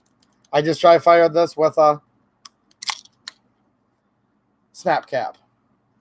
Now, I showed briefly, and I know in a video that I did a while ago, I talked about, in a stream rather, it was a live stream like 2 weeks ago where I talked about, maybe it was last week, the differences between like a 1979 Star that's sitting here, and I have a few other ones, versus the final year production Star, which is 92. And I was lucky enough to get a 92, and there are differences. Well, in my last Star video about the snap caps and the dry firing, I had a couple people ask me, hey, will you show the differences? So sorry to bore you guys that watch the streams, but I am going to do a short video explaining some of the differences between the original Star BM 9mm pistols and the very last year. And again, there's some differences. And I showed this holster in my video briefly, and I'm going to show this in my next Star video. But yeah, this is an original. In this case, unissued. I bought this completely brand new off of eBay, and this is an actual Spanish holster. And it was actually, the leather was so tight, I really had to work on this. Like, it took it a little while to actually get these to latch, which is a good thing. Like, real quick, Travis, no, it's not considered dry firing with the snap cap. And I don't know if you saw my video or not, but maybe if I didn't make it clear enough in the video, sorry. But yeah, the snap cap has a piece of rubber, inserted in where the primer would normally be. And this is a special type of rubber that's, in this case, with these snap caps I bought, thousands of times it said. And if you go back and watch my video, look in the description, and I actually put links to these exact snap caps.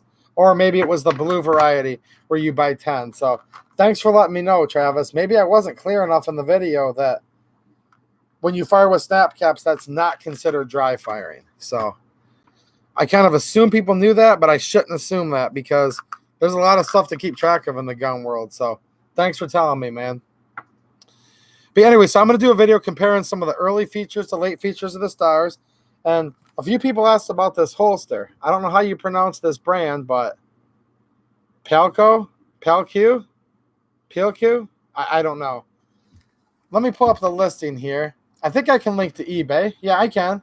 I'm not allowed to do any links in my videos or whatever on people that sell so-called assault weapons, right? And then Amazon won't won't sell you anything. eBay won't.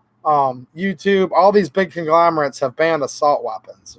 And when they say assault weapon, they're going by like the 1994 definition, which is a bunch of crap. But since eBay also bans assault weapons and accessories, I can give you guys a link to eBay. Just give me 1 second here. I'm pulling up my purchase history, and I will give you guys a link in this chat to where you can buy this holster, because I know a couple people asked about this holster, and hopefully Albert McCall is here. And if you're not Albert, definitely hope you come back and watch it, because I know Albert's probably one of the bigger Star fans that watches this channel. Okay, here we go. Now this is here. I'll put in the description first for you guys right now. I'm gonna throw the link in.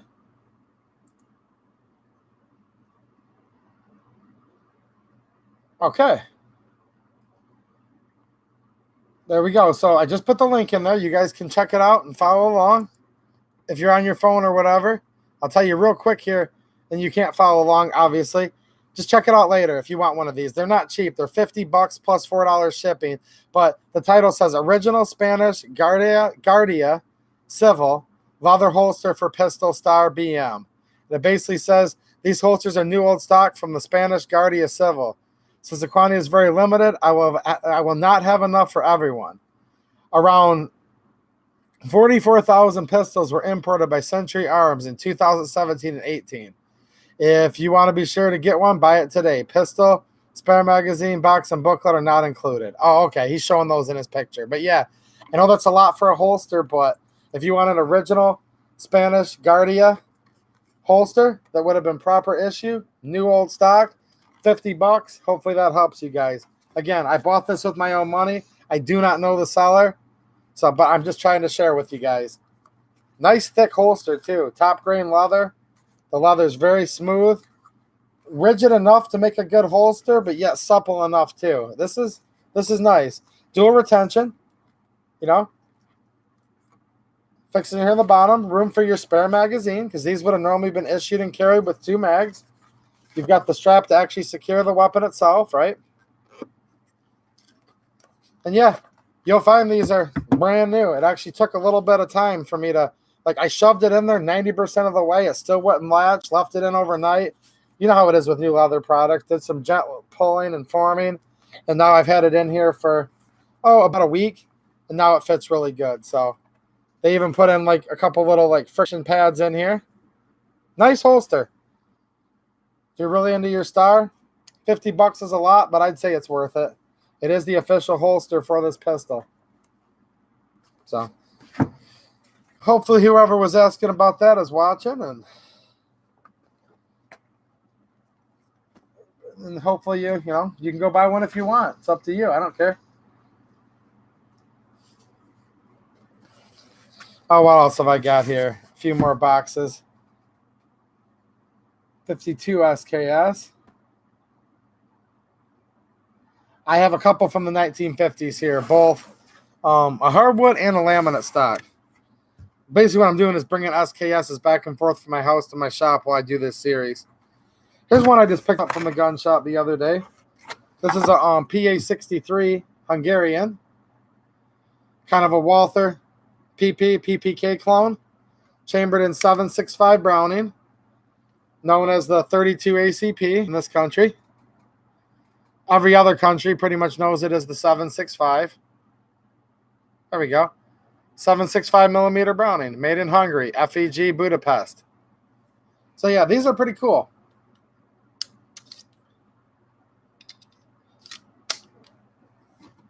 Just picked this up. Really good shape.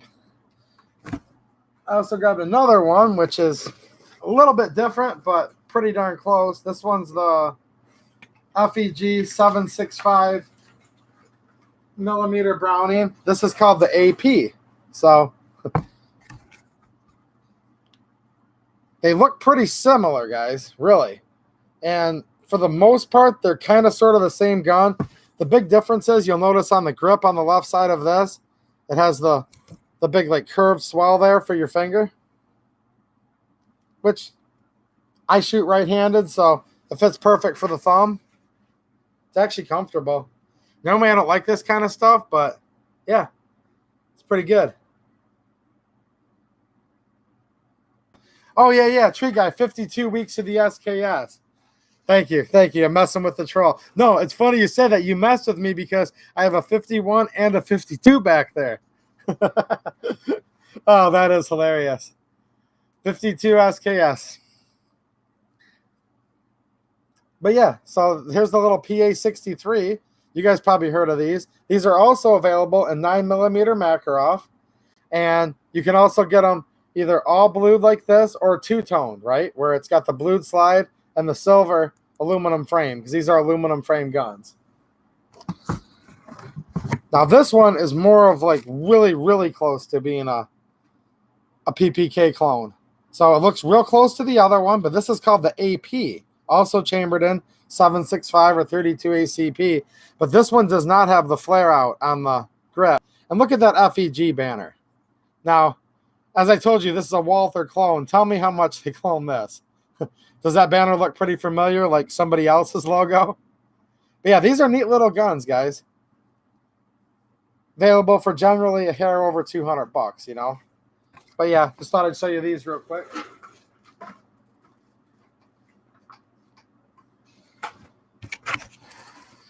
Okay, you guys are talking about for the leather. Mink oil can go rancid. Linseed oil is better, like they use on baseball gloves. Yeah, you can go back and forth.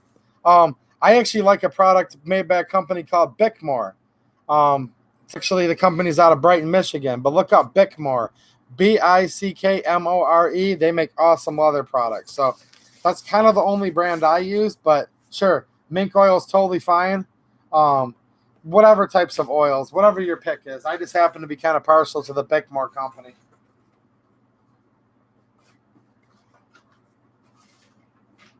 Yeah, I'm kind of a sucker for 32s, Jet. For some reason, I kind of like them. Now, I wouldn't take one out as a defensive handgun, but I just like the little small 32 ACP guns. And I also kind of like Hungarian guns. You know, I keep a bunch of them sitting here because I'm going to do a video eventually, sitting here on my keyboard tray. You know, here's a couple P9R Hungarians that are kind of a high power / Smith & Wesson 5906 conglomeration, right?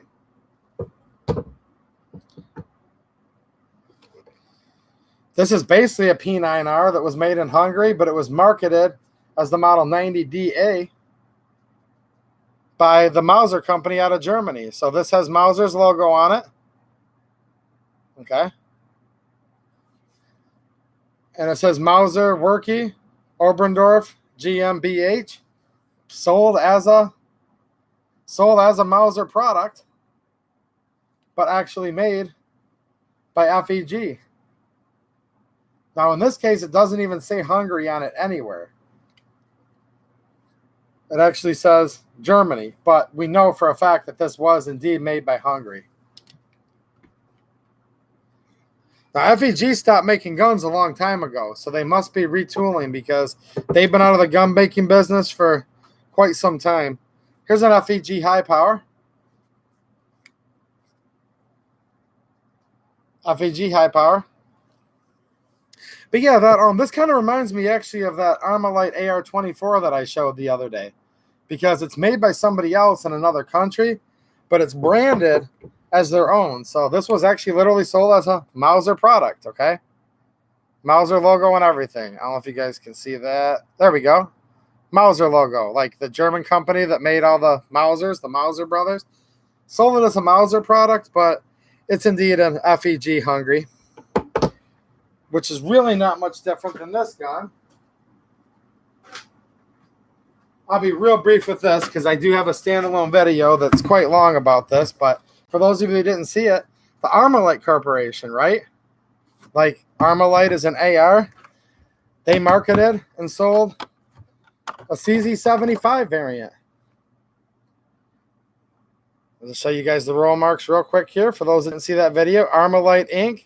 out of Illinois. Now here they did say made in Turkey, but as far as the actual logos and markings on this gun, Armalite AR-24 with the little Armalite lion on it. And you're not going to see any hint of who actually made it on the gun. But we do know Cyrus Lamaz made this out of Turkey. Real brief right now, but I will. You guys can go back and watch my video I put out yesterday if this is of any interest to you. But yes, legally on paper, Armalite. I say made because they didn't actually make, but they made and produced, or sold and marketed a CZ75. Kind of crazy, huh? And it's really no different than when Wassr decided to slap their name on a Hungarian gun. I don't know if you guys can see here, but same guns. Even though there's a darker stain on this one, you can even see they used the same wood in the grips between this Wassr sold one and Hungarian. It's the same species of wood.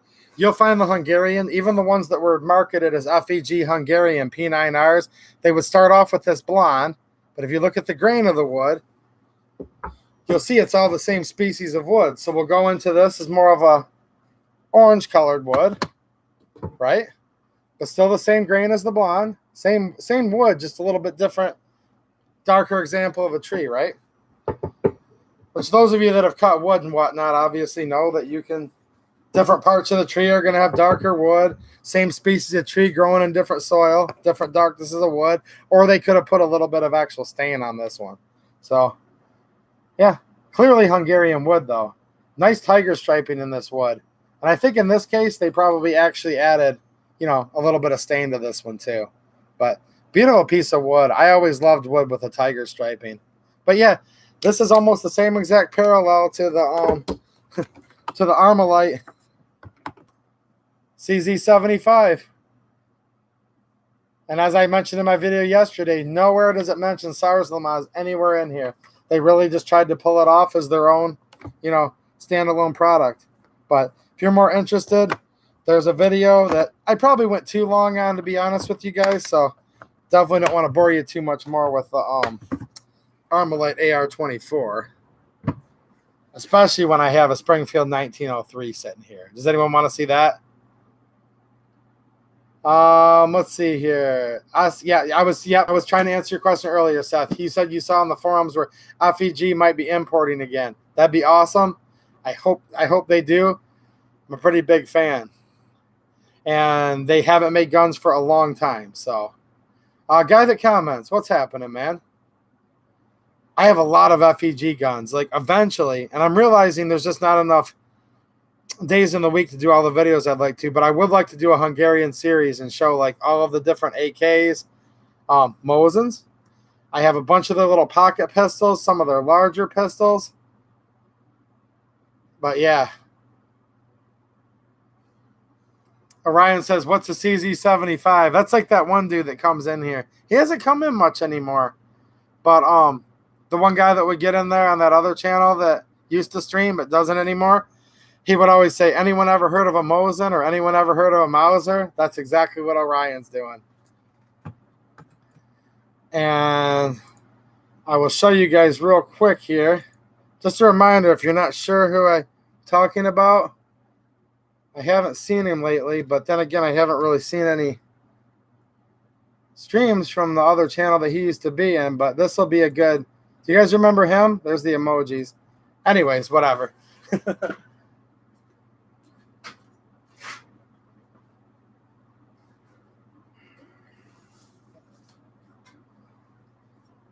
All right. You guys remember from last week, I'm kind of a big World War I buff lately. Well, not lately, but I always have been. I've just been kind of getting them out lately. Love my World War I guns. So I showed you the Eddystone 1917, if you guys remember that, M1917. And just as we were talking about that last week, I got a call from my friend, and I do thank you if you're watching, Matt, but, you know, he wanted to sell me one out of his private collection. So I picked up another Springfield 1903. So I already have one of these, but this is the newest one that I got. Springfield Armory. U.S. Springfield Armory model 1903. And it has an 800 and, it's hard to read backwards, 856,000 serial number. So this is an original 1903. This is not an A3 or any of the other later variants. This is actually a regular old-fashioned model 1903. Let me get back about 10 foot so you can see it. U.S. service rifle, originally chambered in 30-03, but after the first couple of years, they switched over to the newer 30-06 round that you guys are familiar with today. So, yeah, this is a pretty honest old gun. I mean, it's not like a museum quality or anything, but it's all there. Action smooth on it. Trigger to die for. Awesome trigger. I mean, you could put this trigger right up against a modern rifle. And, wow, this Mauser action's awesome. And for those of you that don't know what I'm talking about, this is a Mauser action. It's so much of a Mauser action that the U.S. actually had to pay a royalty to Germany, to the Mauser brothers, for every one of these that were produced. In World War I, they started, you know, using these against the Germans, but it didn't matter. They still had to pay. They still had to pay the German company that invented this design because they basically copied the Mauser action, put it in a U.S. service rifle, and chambered it in 30-06. So I was looking up the dates on this. This has a relatively early serial number, considering how they made over 5 million of these. This one was made in 1918 by Springfield Armory. Now, these were made by several different companies, Springfield being the most predominant. But yeah, this is a 1918 rifle, which would have put it right in the thick of World War I. It's been arsenally refurbished. I will note that in 1918, there would have been a little bit different serrations on the cocking knob portion of the bolt, which this is fine. Look, if you find one of these that's 100% perfect, guys, there's probably something wrong with it, because these rifles served before World War I, during World War I, in between, and all the way into World War II, and even after World War II. So it's perfectly normal to see updated parts, which is actually a good thing, right? That were done at the U.S. Arsenal. So this is not really considered to be an unmatching gun. They didn't number all the parts on these, but the fact that it has some updated features, perfectly normal. If you find one that's exactly the same as it was, that's this old, it meant it's probably in a museum, because as they were reissuing these rifles, by the time this rifle made its rounds to World War II, they were definitely going to update some of the parts, okay? So it does have an updated bolt. The barrel date on this one, if you guys are familiar with these, they always put the arsenal name, a flaming bomb or a bursting bomb, and the date on the barrel. So although this rifle was made in 1918, it was rebarreled in 1932. So this is a relatively older rebarrel. Let me see if we can get that to focus here.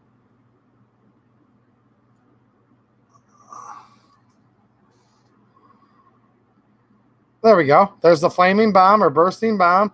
We see SA on top, which stands for Springfield Armory.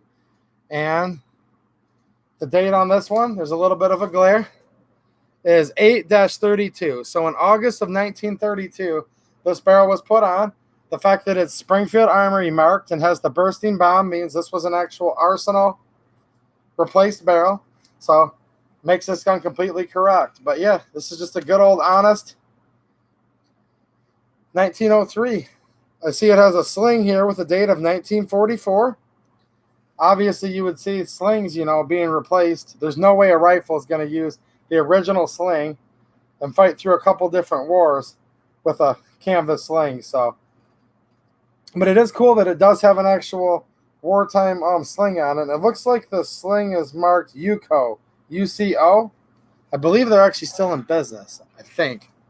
But yeah, the parkerizing on this is pretty good. A couple of small scratches on the barrel. A little bit on this side of the barrel band. A couple scratches there. But in general, yeah, the parkerizing's all good. These were parkerized guns, just like the old M1 Garands in the 1917s, the M1917s. Blued bolt. But yeah, very smooth action on this gun, guys. I don't know if you guys can tell, but... And I will note, you notice how, like with most Mausers, the magazine follower would come up and block the bolt when it goes to the rear, right? This has a handy-dandy feature where right now I have the magazine turned off. So what a soldier could do, or Marine, I think soldiers and Marines both used a lot of these, maybe Air Force and Navy too, but we'll say the troop, the GI that was using this. What they could do is fill up the magazine,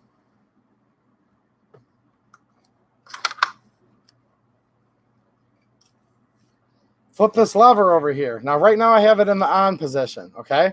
So what's going to happen since the magazine is turned on is I'm going to flip up the bolt, go to charge the weapon. Now it's holding it open on the last round, okay? The follower of the mag's coming all the way up, and it's blocking the bolt from going forward, which is kind of like how most Mausers would work, right? Well, that would tell you you're empty. Now, another way they would do it is they would load up the mag all the way to the top, right? Well, let's say you wanted to preserve your magazine, so you might want to take a shot here and there, but still be filled up and ready in case there was a bunch of like rapid rate fire that came in. Okay? So right now we're going to have to push down on the follower to get the bolt to go home. Now, if there was a round in here, it would obviously push the round forward and chamber it, right? Well, we can come over here, and now this says on. We can flip this in the down position to where it says off. Now what we've done is turned off the magazine. If you notice, the follower is not coming up anymore, right? By turning off the magazine, it's not allowing the bolt to go completely to the back. So the bolt's coming back far enough to give you room to manually chamber a round in here, but not far enough back to actually pick up a round out of the mag. So pretend this is completely loaded with rounds right now.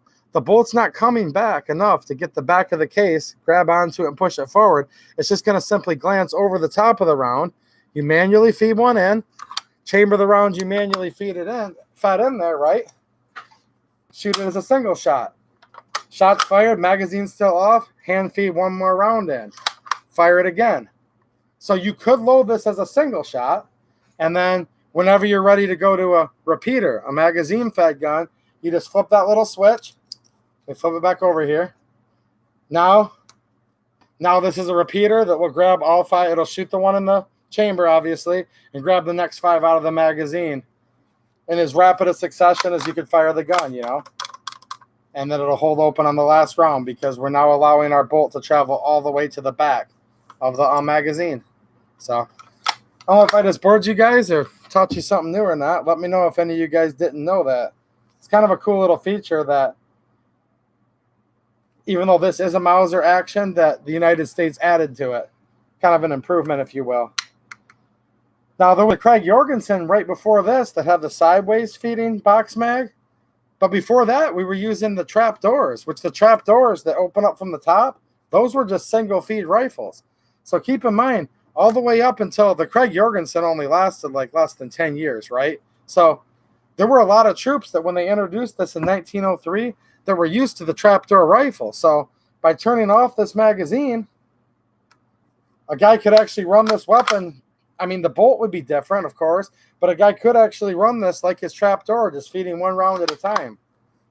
And I am looking forward to doing a small video series sometime in the future, maybe during the winter, whenever I get time, where I kind of want to go through the U.S. service rifles and, you know, get my Springfield trapdoor service rifle out, you know, show you guys a couple different 1903s, M1917, then I can get into, you know, the Garands, the M1 carbines, show you some different variants of those, all the way into, you know, my M16A1 original Colt build, get into like some A2s, A3s, A4s, and to the present, M4s. So I think it'd be kind of cool to go through all the U.S. service rifles, you know, in modern history. I don't have all the old muskets from like Revolutionary War period, but once we get into the, you know, mid 1800s, I've got most of them covered. But yeah, if you guys have ever heard of the Springfield 1903s that they call low serial number, they say they're kind of unsafe to shoot. Well, that's a topic for another day. I could probably talk an hour about it, but generally some of the receivers did not receive proper heat treating. Some of them did, some of them didn't. It's complicated. But the nice thing about this one is this is 856,000. So it's at least 50,000 above that kind of line that people establish, where if it's a Springfield Armory made. Now keep in mind, this doesn't apply to one that was made by Rock Island or Remington or Smith Corona, but if it was made by the Springfield Armory, it has a lower than 800,000 serial. A lot of people will say, including the CMP, Civilian Marksmanship Program, that you probably shouldn't shoot them. This one's good to go no matter what. So now I have another one of these that has serial number 13,000. So I actually have one of the original ones that was chambered in 30-03. Now mine was rebarreled in World War I for 30-06, but I do actually have one of the earliest 1903 examples that I personally seen. And if there's interest in these, like I said, I wouldn't mind maybe doing a video later talking about them. Yeah, the M1 carbine, Travis. I thought I said that, and if I didn't, sorry. But yeah, I do have, I don't know, I wouldn't say a lot, but a fair number of M1 carbines that have some differences and whatnot I can show you guys. I definitely do like the M1 carbine quite a bit. Jot says you could have a gun museum. That would be kind of cool because that implies I could make a little money, right, by charging admission. No, I wouldn't really want to do that. Have a bunch of strangers coming in my shop, but yeah, man, I am into the history, you know, and I like the history and the older guns. But yeah, 1918 this gun was made. Pretty cool. Just a little over 100 years old.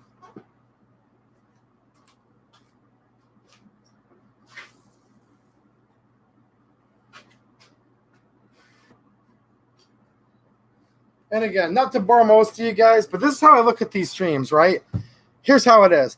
You know, you got 4 or 5 buddies hanging out. Guy gets off of work, and you kind of fill him in on what happened earlier that night. Or maybe 3 of us was hanging out, and other friend couldn't make it last weekend. You fill him in. So sometimes I do show things 2 weeks in a row, guys, but that's just kind of how I look at these streams. Is there's going to be 1 or 2 people in here that weren't last week, right? So it's kind of like, hey guys, I know we all hung out and talked about this, but the new guy, not that he's new, he's still our friend. He just wasn't here last week. So, anyways, I was talking about the 1903. I just got that. Here's the 1917 that I showed last week for anyone that couldn't make it. So this is another U.S. service rifle.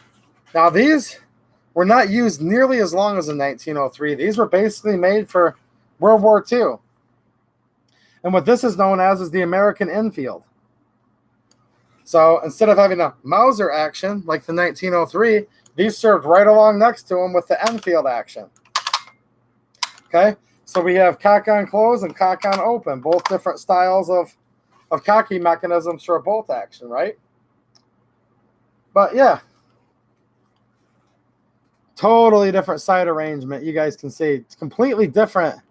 I mean, there's still bolt actions chambered in 30-06, but completely different guns in a lot of aspects. But I will note, still the same beautiful walnut wood. I'm a big sucker for the old, wood that they used to use on these. A nice tight grain walnut. I mean, these guns are 100 years old, guys. Parkerized finish.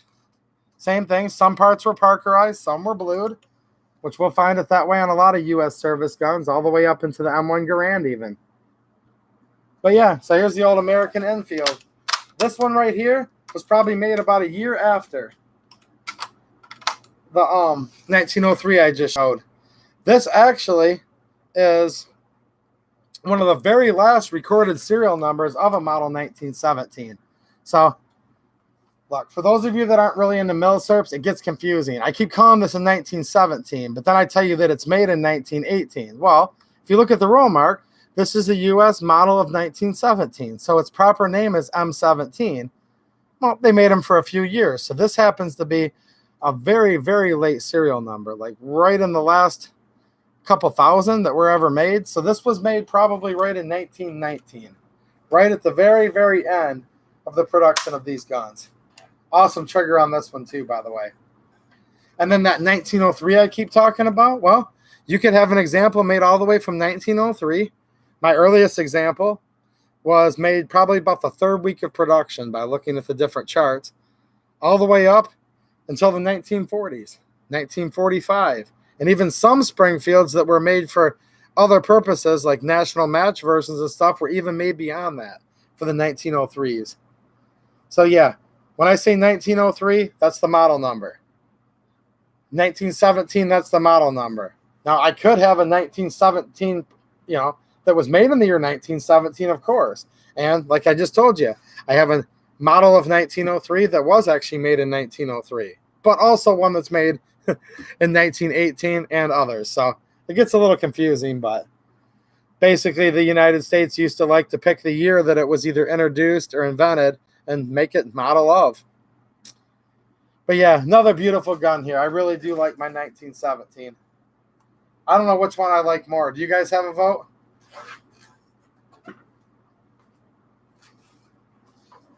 Let me see if I can get them both in frame at the same time without dropping one. You guys will see exactly what I mean. This gun's probably in better shape, which makes sense since it was made right before World War I. This one had probably a little bit longer to fight. And these, they kind of kicked them out of inventory right after World War I, where they kept using these through World War II and beyond. So these take the same wood, same exact walnut wood. It's just obviously the 1903 is a little bit darker looking than the 1917. And that's just due, when you get up closer, you'll see what I mean. Just due to years of it being used, a lot of, varnishes and stains get more of the black in them. These were more like an oiled stock, right? But after being carried for years, you get more of the blackened look. But what do you guys like more, the American Enfield, the model 1917, or the Mauser action service rifle of the 1903? Let me know which one you guys like more. But yeah, they're both really nice guns. And I would note, even though they got rid of this right after World War I and stopped issuing it, many soldiers actually came to the consensus that they enjoyed this rifle a lot better. They liked that this has the peep sight, whereas the 1903 has a tangent sight with just a little blade in the rear. Now, I will say this. Later iterations of the 1903, as they, quote, improved it, they did actually start putting peep sights on these. So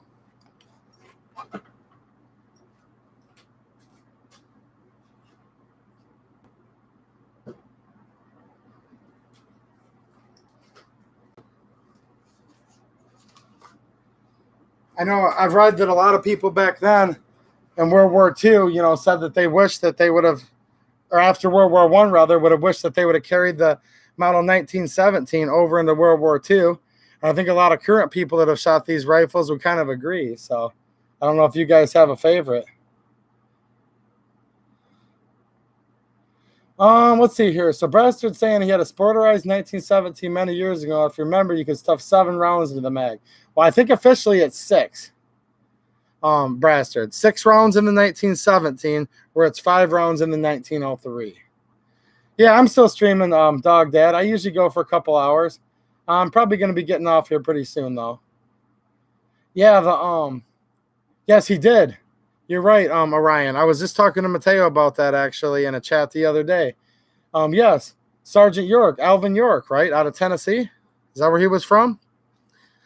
Let me know, Cave Dave, if you're still here, but I think he's done from Dave's area. Yeah, Alvin York carried the Enfield, the American Enfield, right, the 1917.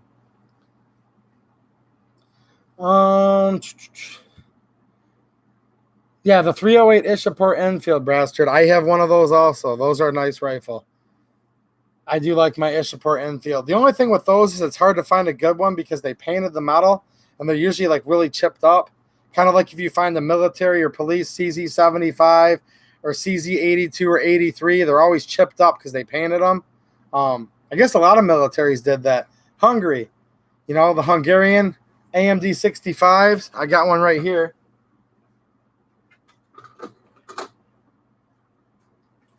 Same thing,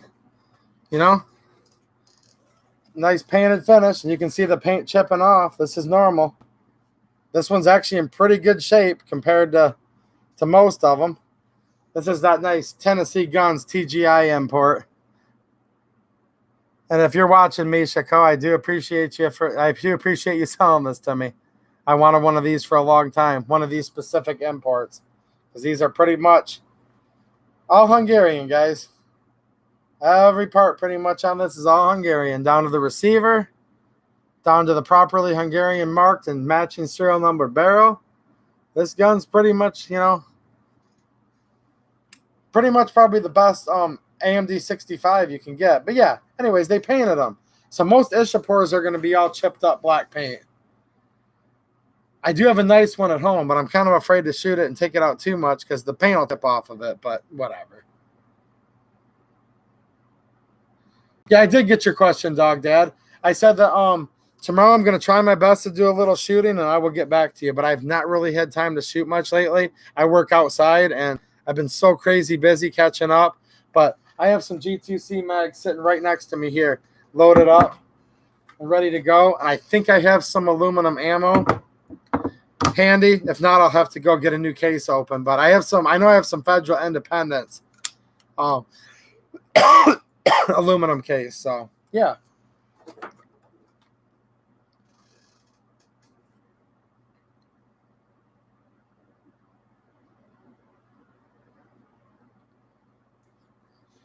But yeah, I don't know what got me off on that tangent. Oh, Bradstard did. Talking about the Ishapur 308 Enfield, and it reminded me that they have black paint.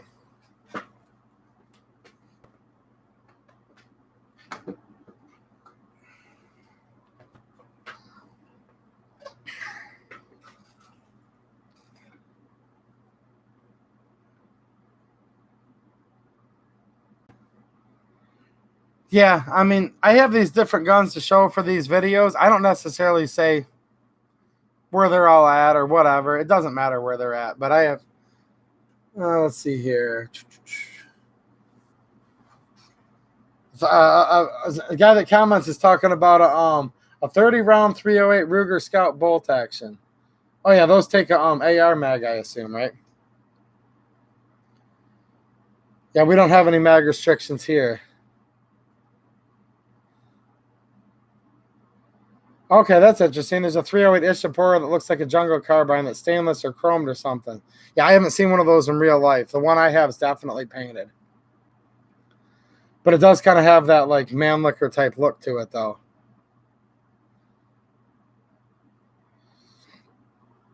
Let's see here. We've got to put them all on a wall. Yeah, I do have a bunch of them on a wall, just not where I film. I do display my guns. I have a secure room, you know, where I keep a decent amount of them. Okay, what are you talking about, Dave? Someone in California here. Let's see here. You could have a nice gun collection, but it may end up in a pile in your front yard because of some damn red flag law, like the guy in California. Yeah, that could happen to anyone. Actually, I agree with what Mateo said. Yeah, I mean, I don't live in California. This has happened in California quite a few times.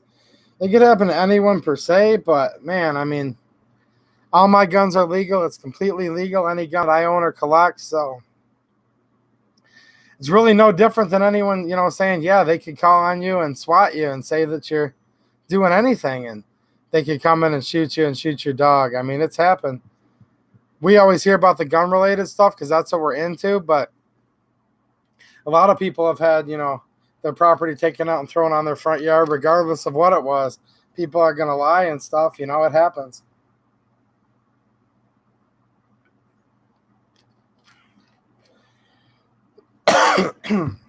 Will G says, I'm interested in collecting foreign milsurps and foreign firearms. Which brands do you recommend as far as quality? Wow, man, that's a great question, but it's impossible to answer in a few minutes. All of them, most of them. Generally, milsurps are pretty good guns. I've done some videos just recently, you know. I did a video a couple weeks back recommending 3 cheaper milsurp guns. You know, I was showed the Star BM 9mm. I think this is a great one for the money. I showed a couple of the currently available Yugoslavian, you know, otherwise known as Yugo, Tokarevs. The M57s are great little guns. The M88As are awesome little 9mm Tokarev variants for about $200. Those are great.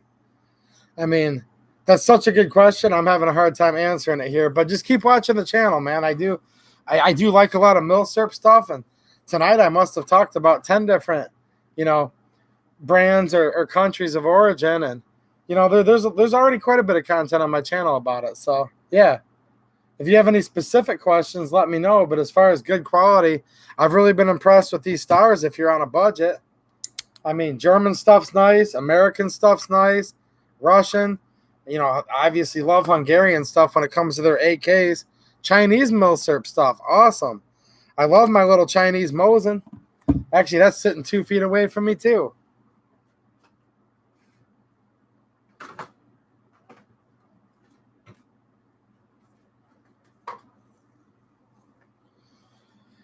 You know, here's a Type 53 Mosin the Gaunt variant, made in China. This was made in the factory 296 in August of 1954. So here's an old Chinese Mosin the Gaunt. This gun's just as good a quality as any of them. And I would note this specific example, very, very smooth action. Smooth like butter, like awesome. Like it's on ball bearings. This little gun here is actually dead accurate. So yeah, don't underestimate the Chinese military surplus stuff. Type 53 Mosin, 760 by 54R. Now, with all milsurps, they dry up. That's why I want to tell you guys, these are $180 right now, but these aren't $180 guns. Really, they're worth a lot more than that. There just happens to be quite a few of them that came in the country. You know, got into these when these were less than $100. I think they're probably going for a little more than that now. So just remember that. Your milsurps are usually always going to go up. So most of them are pretty good, if that helps answer your question.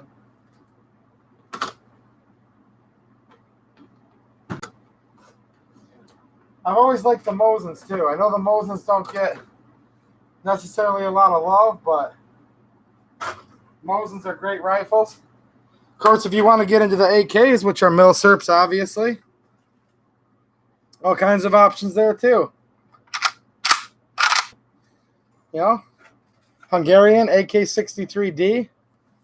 Now, obviously, with these, you're going to have to get one that was built off of a kit or build a kit yourself because the guns were originally machine guns. You have to convert them into semi-auto and use the proper, conversion parts. But yeah, love the Hungarian milsurps too.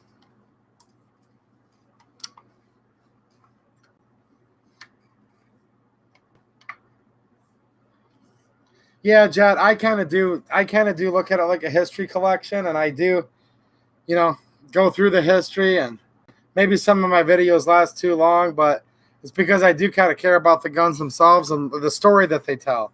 Not just and that's what people don't realize. People that aren't into guns, that just don't get it. It's not that anyone's building an arsenal here for any nefarious deeds. There's multiple things. First of all, it's our duty as Americans to arm ourselves to stand up to tyranny if we need to. That's 100% true, to stop a tyrannical government. But we also have the right to collect things and to enjoy history too. So there's two aspects to it, Somebody that wants to have more than one of a certain model number of gun. Why? Because there's different variants, different types of wood, etc. I've got two 1951 SKSs in the other room. But they're different, right? They have different types of wood because Russia didn't just use hardwood stocks on their guns. So people that are ignorant to it are just that. They have no idea what, goes into some people's motivation of why they buy guns.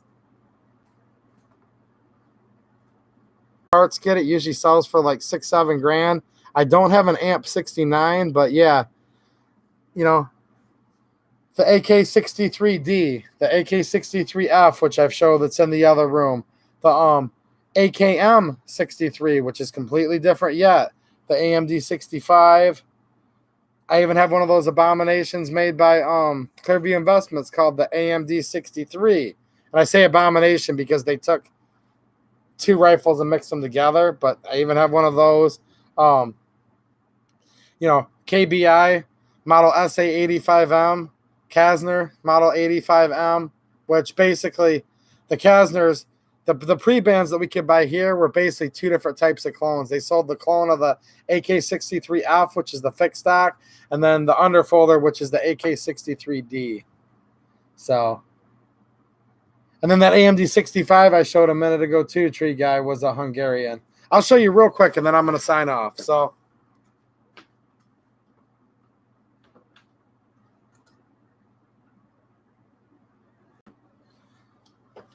here's the AMD 65 from Hungary. This is the one I was showing you earlier. FEG brand receiver, matching parts kits, and barrels. So this is all Hungarian. So, yep, AMD 65.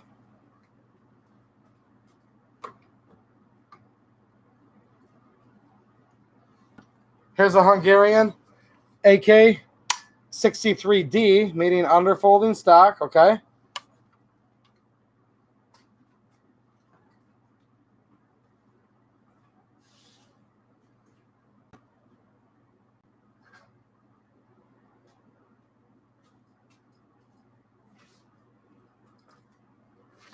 Here's a Hungarian AK-63F, which is the same gun from the here forward as the AK-63D, but this has a fixed stock. So F meaning fixed stock. And the other variants I told you about aren't here at this location, but yeah.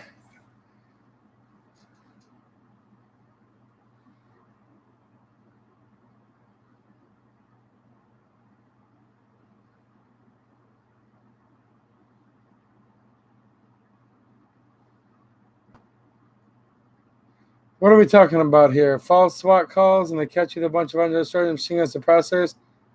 Will they not prosecute but still lose your stuff?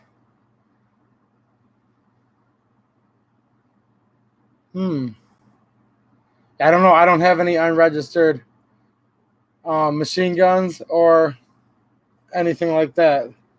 I'm not sure. I must have missed the beginning part of the conversation here.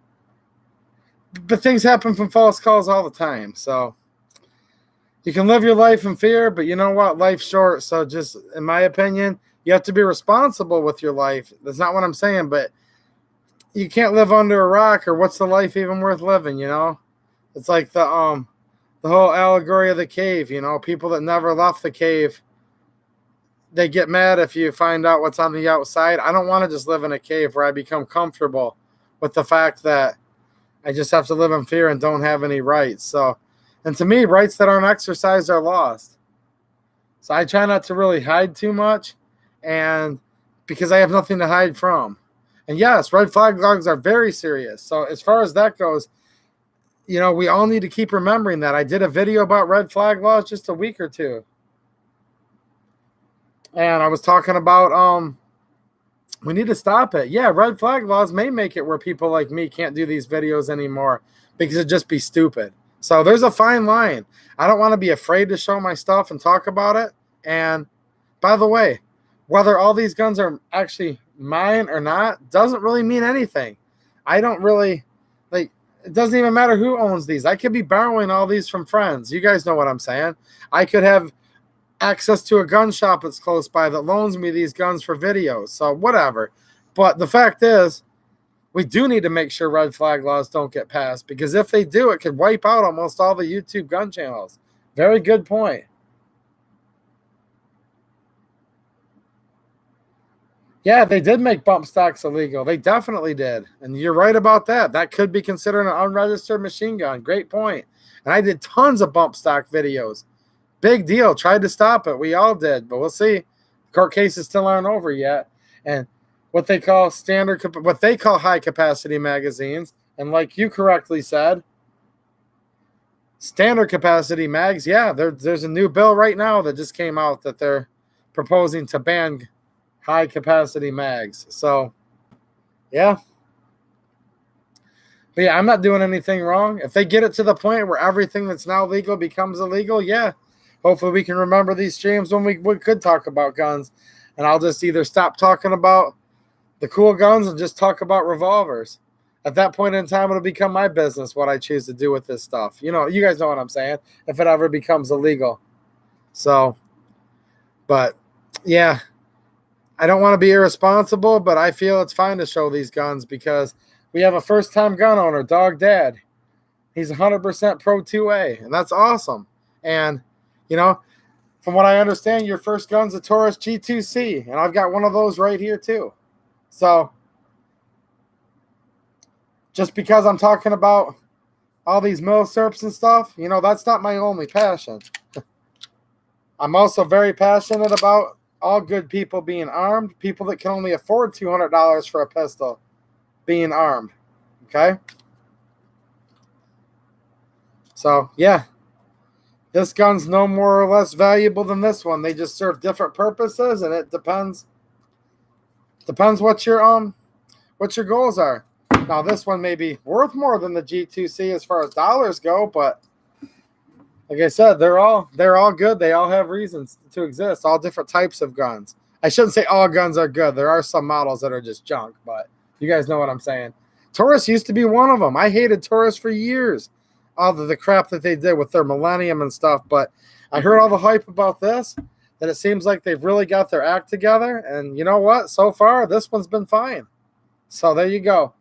Until this gun starts giving me a bunch of fits, I'm not going to throw Taurus under the bus. I think this is great, but trust me, there was no bigger Taurus critic than me for their semi-autos up until recently. I really think this Wolf Spring is going to help a lot, by the way, with this mag that technically isn't even, quote, made for the gun. But this Wolf Spring, world of difference. Okay, guys, I'm about ready to wrap it up here. Tree Guy has a Sam 7 SF Hungarian. I believe the Sam 7 is actually a Bulgarian. Sam 7 SF. It's probably a Bulgarian gun, man, just to let you know.